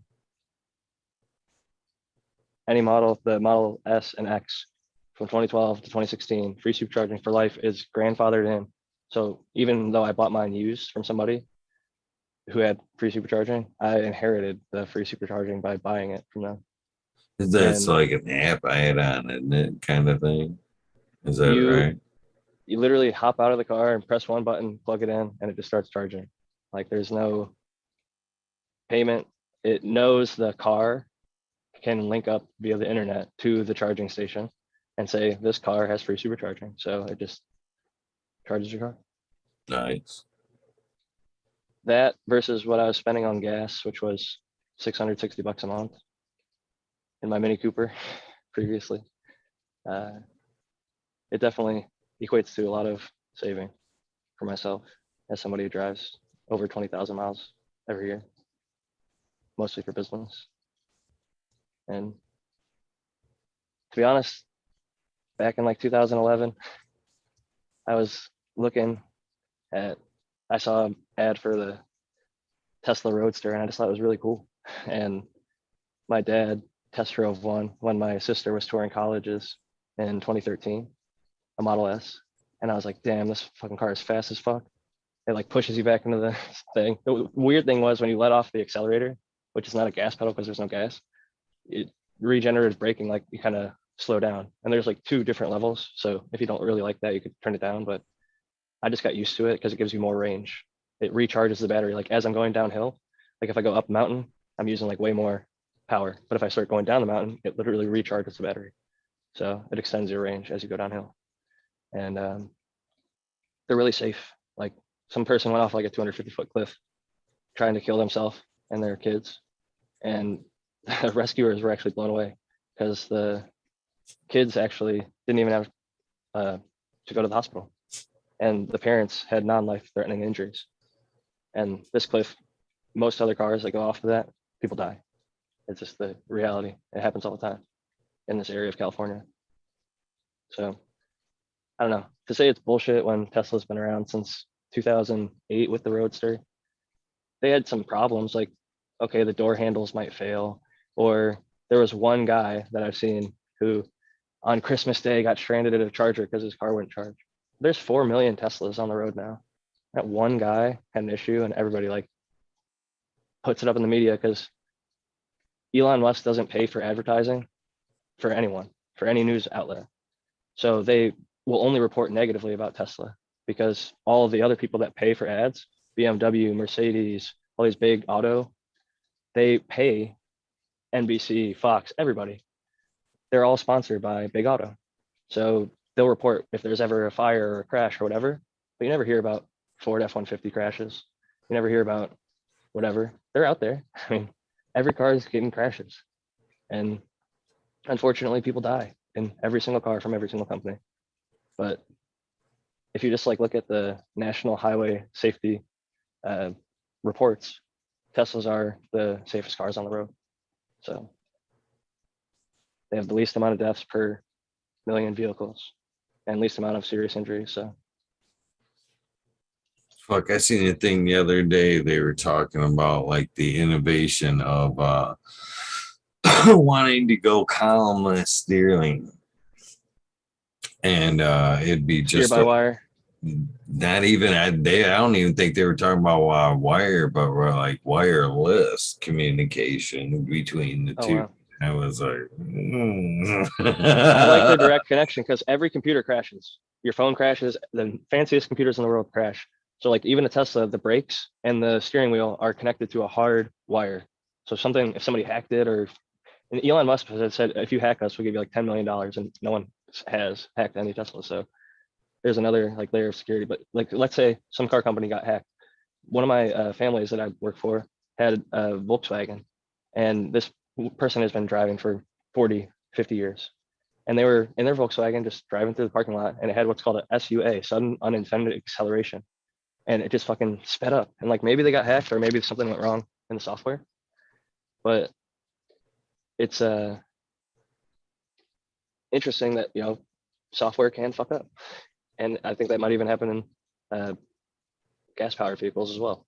But sometimes cars don't like work like we want them to. And sometimes it's because maybe we didn't keep them in the right condition. But sometimes this was a brand new car from the factory and it was like their first model. And I think sometimes there's lemons. I'm not a big fan of getting the first year, first model. Like Tesla's first car was the Roadster.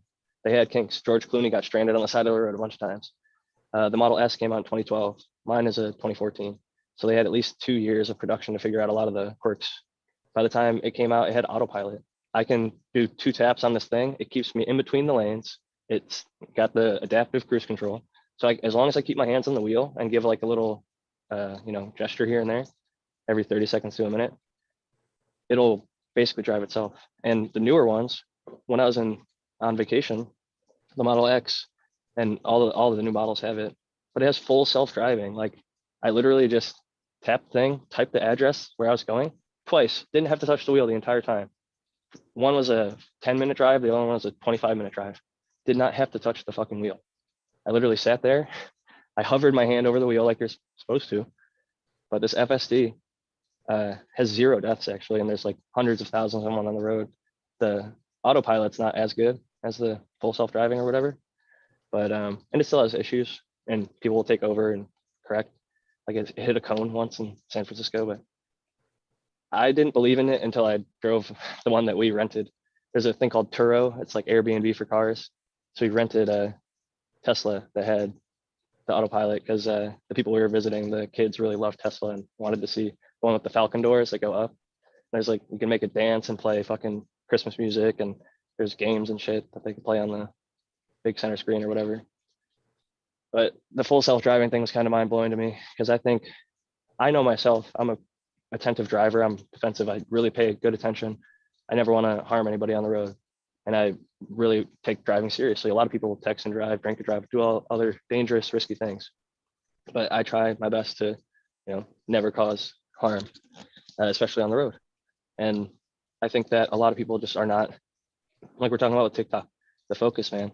We get distracted in 6 seconds. And we can't pay attention to the road sometimes. People are, listening to their song and they're talking to their friend. When I was in college, I studied psychology. One of the studies they did was people talking on the phone. If somebody is in the car with you and you're talking, you're having a conversation, and somebody slams on the brakes in front of you, that person one, can warn you like, hey, hit the brakes, or two, they're also knowing what is happening, so they don't want to continue the conversation. Some people feel like obligated to like keep up their conversation, even if it's hands-free. Even hands-free, if you're having a conversation with someone who's not in the car with you, you're much more likely at risk to get in an accident because you're divided attention. You're focusing on the conversation, and you're also like, people talk on the phone all the time in the car and are safe, but it's just slightly more risky than driving when you don't have that divided attention, especially if you're in like I had some conversations today that were emotional, and driving like that is probably, honestly, a little bit more risky and dangerous. But I made sure to not be on the phone where I was actually driving. I was in the car after I parked when I was talking to people on the phone about things that would be distracting and emotionally draining. Because if you're in that position in the car, I don't think you're going to be as good of a driver. Or most, I could speak for myself. I'm not as good of a driver if I'm not feeling well, or if I'm heightened emotionally and trying to have a deep conversation. I wouldn't do the Weed Nerd World from behind the wheel, even if I got autopilot. Shit, man. The fucking, I think it was the Jag, I think I seen, which was a like electric version, all electric version of, was like super cool.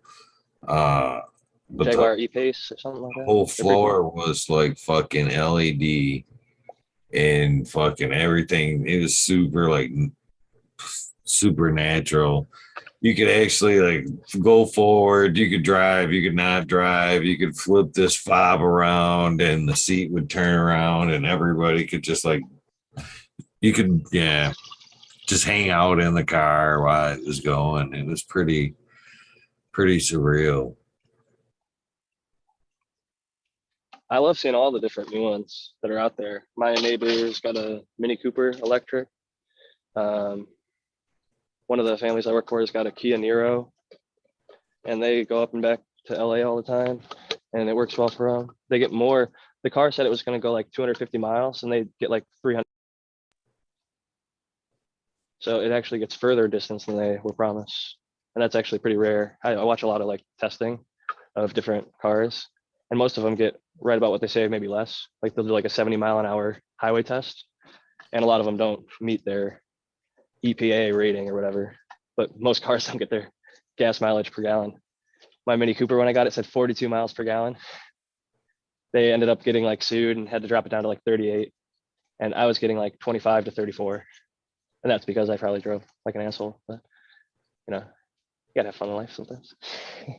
I think it's more so just like an acceleration from getting onto the highway or from a green light. I've drove on the electric cars so far because, like you said, that deceleration does give you charge. If you can like learn to drive ahead and not use that as a braking function, you know what I mean? So you get out of the habit of actually hitting the brake and stopping the charging function. So you learn to more coast and let that fucking brake, that charge break you back, slow you down. And if you learn to let it, like, that's a whole different drive right there.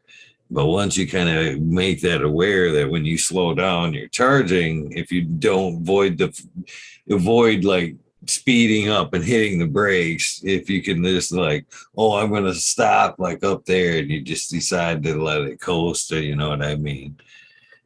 It's called one pedal driving. Some people call it. Like you literally don't even need the brake. Like how often do you replace your brakes? How many miles? I don't, yeah, it's a lot. I'm pretty good at my brakes. How, like 50,000, 40,000, 30,000? Say 50, maybe even 60. I had mine replaced, and it's because I have a single motor. If I had the dual motor, then when you let off that thing, both of them have motors that are working in reverse, so your brakes aren't being worn. So I had to get the front brakes replaced, but I haven't had to replace my back brakes. I'm 110,000 miles, and I just got at 100,000 miles my first brake pad replacement. And I mean, that's pretty long as far as it's double at least, you know. So as far as savings, there's other savings as well, not just gas, like the brakes and there's not a motor. There's not an engine, I should say. There's just an electric motor.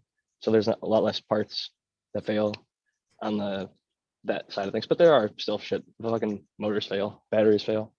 Sometimes people have fucking the whole battery go, but they can fix them. So that's the beauty of any car. I think I just always put money aside for anything. Like I got a flat tire the other day and turned out I needed to get my tires replaced anyway. So sometimes that stuff comes up. You gotta replace them. Like every car runs through tires. Battery out or something that doesn't involve no lithium. I see. Supposed to be like a revolutionary new battery that doesn't require any lithium. Can you talk to The Chad thing is, for why a would you not second? want lithium? Lithium is the 33rd most common element. It's freely available in deserts and areas where there's no plants or animals growing or living. They can extract it out of sand. They can extract it out of the Salton Sea. Lithium is not a problem. Cobalt is the one we don't want, which is like there's little kids in Africa mining it by hand. And that's a problem. But 50% of those 4 million Teslas don't have any cobalt in their battery at all because they use a LFP battery with lithium, iron, phosphate. Iron is the most common thing on the planet. It's the number one most common available element. 33 is lithium, and phosphate is like 41. And there's 100 plus elements. And so they're using all common metals, and they're all recyclable. They've been recycling batteries for decades.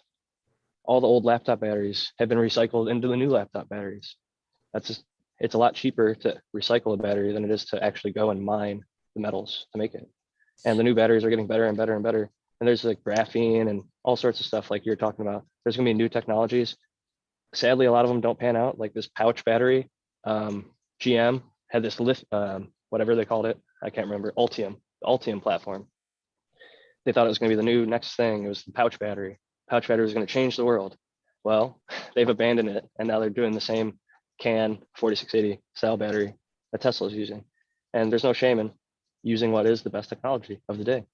I think that everybody should try and adopt and learn from Ford makes the F-150 electric. I walked past one when I got my tires changed. It was right next to a Ford dealership. There was an F-150 Lightning there. It's an electric truck. I know people in Michigan. There's a group called Monroe Live. They have an F-150 Lightning. He owns a business there where they tear down cars and evaluate them. His power went out in Michigan, and he used his Lightning to power up his factory so that he was able to continue to give tours from international investors and stuff. People were in from Japan, all over the world, but he was able to keep things going because I think it puts out like 7,000 watts, or 8,000 watts for 7 days. Unbelievable. Unbelievable. This fucking car. It is there's another one called the Rivian, the off-roading shit. I've seen these people fucking driving over like logs and up fucking mountains and shit. It's like they're so capable now. It's unbelievable. This dude whistling diesel put 10-foot tires on his Tesla Model 3, and then he flipped it upside down and drove it upside down like a fucking RC car. Oh shit. Swear. Hold it down. It is on YouTube right now. I gotta hit the head, man. All right. Unavoidable. Oh, you're going to the bathroom. I thought when you okay. Good. I thought you were going to bed, but you said hit the head. I'm gonna say what's up to the chat. I'm sure everyone's talking shit because everybody hates Tesla and Elon Musk. Or you know what? A lot of people like Elon because Twitter is now cannabis friendly, the only cannabis friendly social media platform of the big three. So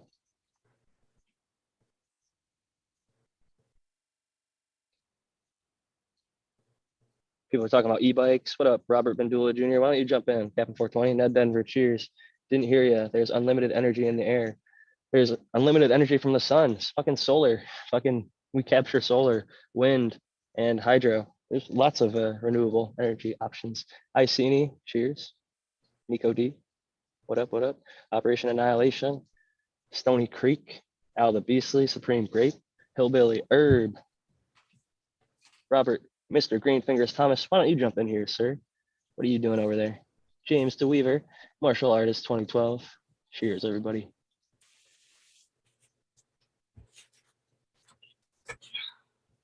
Man, I pissed more now. Now that I've eliminated more coffee and drinking more water and fucking juice and shit. Fucking Cheers, beat Chad you. Westport. I don't know when Tesla skateboard's coming out. They're doing mostly cars. Sorry, I'm back. I was in the chat. That shit's fucking way more. You're peeing all the time from the beat. Fucking, you'd think you'd be fucking peeing more, drinking coffee all the time. It's No, coffee dehydrates you. It's a diuretic. yeah. Yeah. Coffee definitely. I mean, you're gonna pee because there is water in there. It's like mostly water, but and I guess people go back and forth on that. The science is not 100% conclusive, apparently. I guess they're turning around on that recently. I've been hearing, so I'm always open to new ideas. But I'm not a coffee drinker myself. Fucking sativa's all I need. Let's Jack the Ripper Pineapple the Fields, or Vortex F2, or Zest OG. Have you run any of the Zest OG stuff? I think that's North Star. I grew up the Zest. Worked with really on the orangey side, really citrusy. Okay. But it had a really good buzz to it. Pretty flower. Really pretty flower.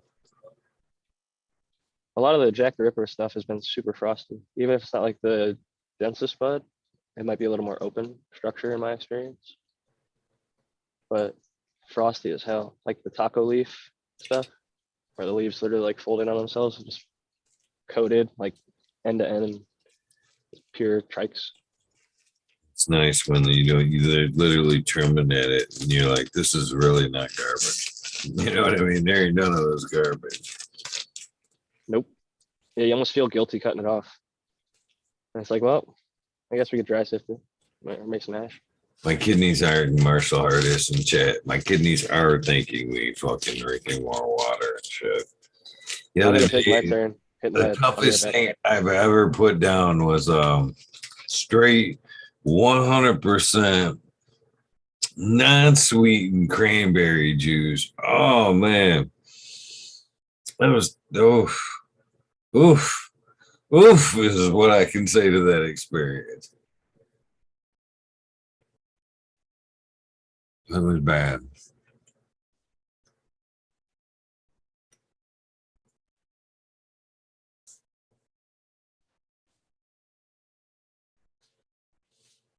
I don't know about that crazy people doing stuff because I had the Cali-O too. My Cali-O is pretty fucking orange. Depends on what you consider orange. And I consider like a citrusy orange more orangey than fucking burnt orange. I'm not a big fan of the burnt orange. So I guess in that aspect, because it was more towards the citrusy, you're probably right on that. Cali-O is good, but it still carries that fucking like burnt orange taste. Velvety orange. Just throwing down on it. I go.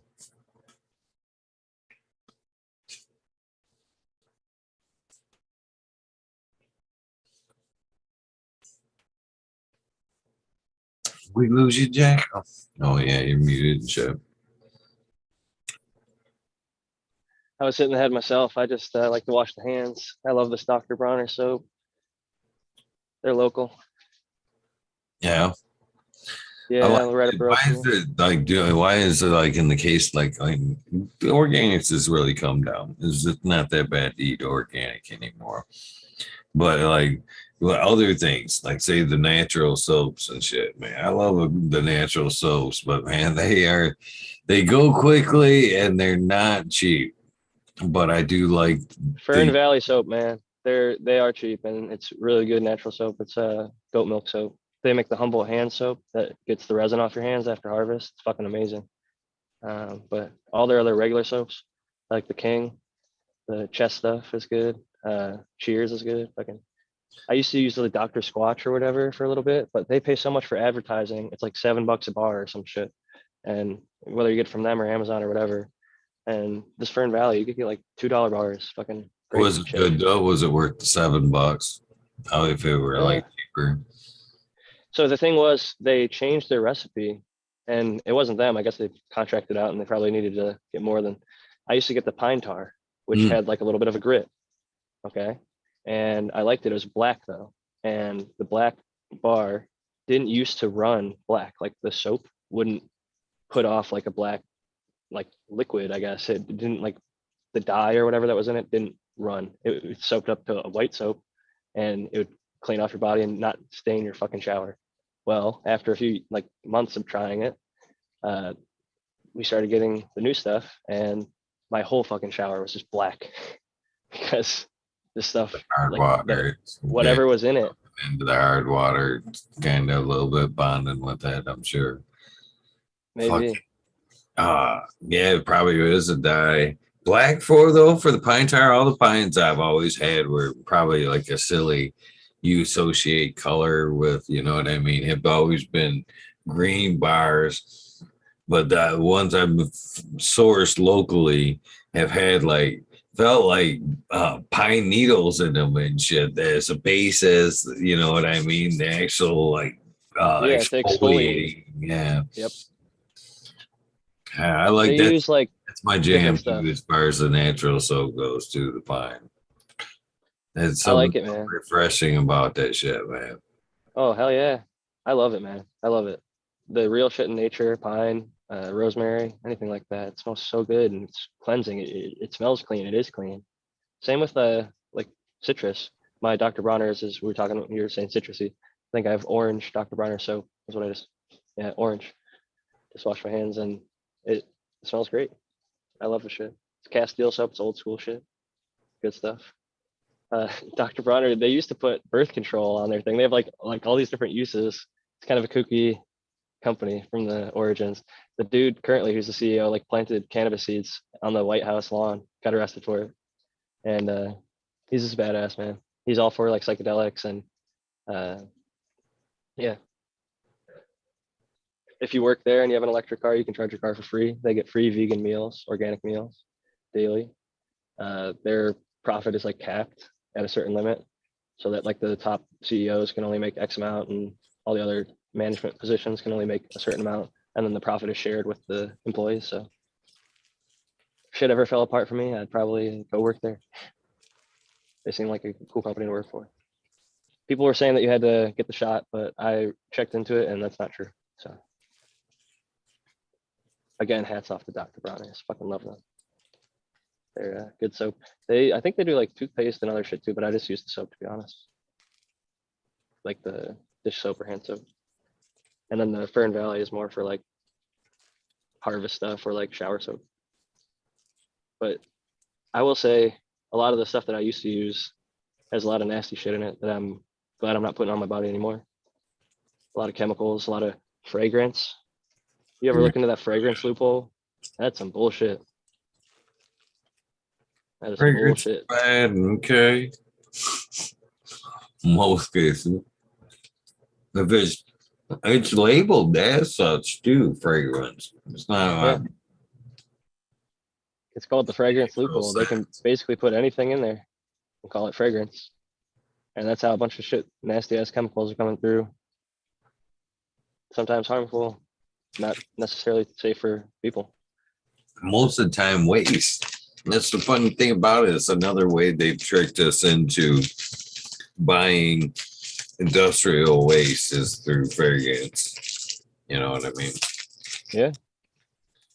It's alarming when they really think about how many ways they've actually figured out. Well, fuck, we can't get rid of it in the dumps. Well, let's make some products out of it. We got to be able to break it down into other shit and be able to sell it. It's like lemon juice is like fucking made from like mold, some shit. It's not like from lemons anymore. They fucking like it's not unless you buy yourself some organic fucking lemon juice. That shit that comes in that little plastic squeeze bottle, the commercial shit. Mm-hmm. It's just like we were talking about how you can grow THC in yeast. They like trick the biology into fucking making citric acid or whatever, and fucking people don't know the difference. And I don't know. Gross. It is gross. That being said, I love blue cheese, and blue cheese, I guess, is from a mold. Tastes goddamn good on wings, though. chocolate was good. I ate some edibles earlier. These they're little like peanut butter cups, That's what and they they taste like. You ever have a Buckeye Yes. Yes. chocolate and peanut butter fudge? Edible Buckeyes. Yes. These are edible Buckeyes essentially, but it looks like a Reese's peanut butter cup. So you're thinking, oh, it's gonna be a peanut butter cup, but it's more like peanut butter fudge, and they're fucking bomb. That sounds good. I'm about to eat some more. Shit like I that, already know. man. It almost has to be like dialed down because I would fucking gorge on that bag. Just fucking. Thankfully, these are only like 10 milligrams each, so I just ate like 30 milligrams, which is a really, really low dose for me. If I was trying to get high off of like an edible, I need like 250 to 500 milligrams. So I could eat this whole entire package and I wouldn't be like out of control. But for some people, they eat one of them and they're like fucking flying. So it's kind of funny. All the different tolerances. That's a whole different subject too, because like a realistic dose isn't enough. You know what I mean? Are you working your way to diabetes, fucking trying to get that dose that gets you off, or are you going to Fat Town because you fucking like me, fucking gorged on two of those bags and fucking trying to get high and shit. That's why I mix it in. I like to use it as like a sustainer. And anything, even like the Reese's cups that I had, I try to limit myself. Like I'll have 2 a day or less, because if you don't set a limit on stuff like that, it's easy to just fucking sit there and eat the whole fucking bag. Sugar. One thing that bothered me when I found out about it was how much sugar the average American eats now versus like 1950 or 30 or whatever. And it's just like, we eat way too much fucking sugar. And if I could cut back, especially on artificial stuff, probably for the better long term, as much as I enjoy it. Like journey into like KNF or any of that shit, jam or it's fucking sugar or fucking you just throwing sugar on it and just like fucking turns in fish meat into gelatinous nothing. And I was like, yeah. I mean, that's KNF. Jadam is actually a little different. It's like water based mostly, and they ferment stuff. But what you're talking about with KNF though, with like those FPJ fish, whatever. Not for me. I guess it doesn't smell bad, but I used to work with a guy when I was doing greenhouses out here who he taught me all that stuff. He started off with KNF and then we switched over to Jadam.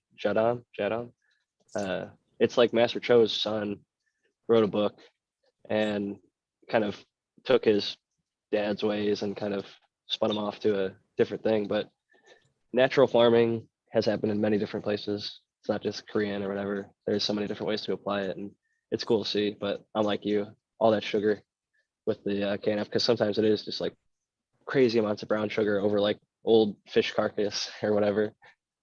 It's good with the sugar, but then I bench like that. Fucking that. I don't usually have sugar that excessive. If you're not gonna cook super soil, you ain't gonna go through the fucking process of the KNF because that's a whole lot longer. Yeah, and then it's crazy because it's like 1 to 1,000, so you have to use like a drop of the shit, and it's so fucking potent. But it is a better in time though, doesn't it? Yeah. Well, it's a cost-effective solution too for that reason. Very low doses provide pretty high amounts of nutrient output, so you can cut it pretty thin and make it stretch a long ass way, and it just gets better. So happy 20, my friend. We're gonna wrap it up, man. I'm gonna get some shit done. I didn't go to the gym tonight, but I need to get pop some seeds shit done. I was debating on whether or not to even hang out tonight, but I would really like to get back and doing it like I should be doing it. Just pop a few. Fuck it. Just get a few going, and then that'll get you back on the path. I got some going. I got a few girls. Okay. Haven't you seen? Look, just throw a few more out. That's all I'm saying. Keep popping more. Right here. Right there. There we go. Are these DOA project or I remember this is the ring light. This is the Chilumbium F2s. Yep. Let's see. Nice. I love that structure right there, that plant that you just picked up. That kind of like, I call it like a Y. That's like a lot of the Velvet Punch get those nice, vigorous. Kind of opened up a little bit. Yeah. All right. Yeah, they're actually ready to go in the 1 gallons, and I've already got a little different light I'm gonna throw them under. Nice. And these things are a little over 4 weeks. Like it's probably maybe 5 now. That's what I'm saying. Pop some more because you're gonna put those into the 1 gallons, and then you got some more going. Then you're back at it. Yeah, it does, but that does make me feel a lot better. Having them going. Even lately, I feel more whole, man. Not having the garden around, man, it's like anything else, man. It's because it's been so much a part of my identity. You know what I mean? The last fucking forever 20 fucking years, and fucking for it not to be there is like you don't feel whole. You just don't feel whole. It feels like postpartum almost for like after a woman is carrying a baby for so long and then they don't have that baby inside them anymore. There's like a sadness immediately, even though it's a happy moment, like the baby's born. There's a sadness to like it's no longer with them. And with gardening, I heard, funny enough, a female gardener referring to it as that, like a post-harvest depression almost, if they didn't have another crop lined up. And that's why I'm always encouraging anybody I know who already grows to keep growing and pop more. I'm doing it tonight myself. First one's going to be these subpool seeds, but that's it. Peace and love, Eagle. Thank you so much for having me. Chat. Man, Always great seeing you. Got a lot of I'll respect catch you on the for next you, one. brother. We talked about earlier about not, letting that moment pass. I do got a lot of respect for you, Jack. Thank you. I feel the same way. The feeling is mutual. That's why I love spending so much time here with you and all the awesome people. So with that said, peace and love. Catch you next time. With that being said, I appreciate you guys as well. I'm gonna probably not do the shout outs tonight. I'm already feeling guilty as I fucking say it. But I do have a lot of respect for all you guys, and I'm grateful for all you guys putting in the time, watching the show. I hate even calling it a show. It's not a show. This is just I've said it many times. This isn't a show. This is the opportunity to hang out with my friends. And I guess maybe that at some points that's maybe like it gets a butthurt at some shit. Because it is, in my opinion, hanging out with my friends. That's why I've never charged for none doing this, is because you don't charge your friends for fucking hanging out. You fucking hang out because you love them. You love to be there. You love their conversation. Thank you guys for being here again. I will probably see you tonight. So enjoy your Sunday. Have a great day. If you're in Michigan, you're going to have to wake up and dig your ass out, at least if you're around me. So get to bed. If it's the end of your day, your journey, get some rest. If this is the beginning of your day, your journey, take time out for a little bit of self-love, a little bit of meditation. You got to love yourself straight out. You cannot give out any kind of love unless you have love for yourself. You have to have it in the tank. That's another lesson that has taught me in life. And when I actually heard it and it registered, it was crazy. Then along the lines, next step, do a little bit of meditation. Find out what your path is. Do what you love. How to get there. Vision it. Along the lines of that day, perfect day, do something nice for somebody. Random acts of kindness do save lives. That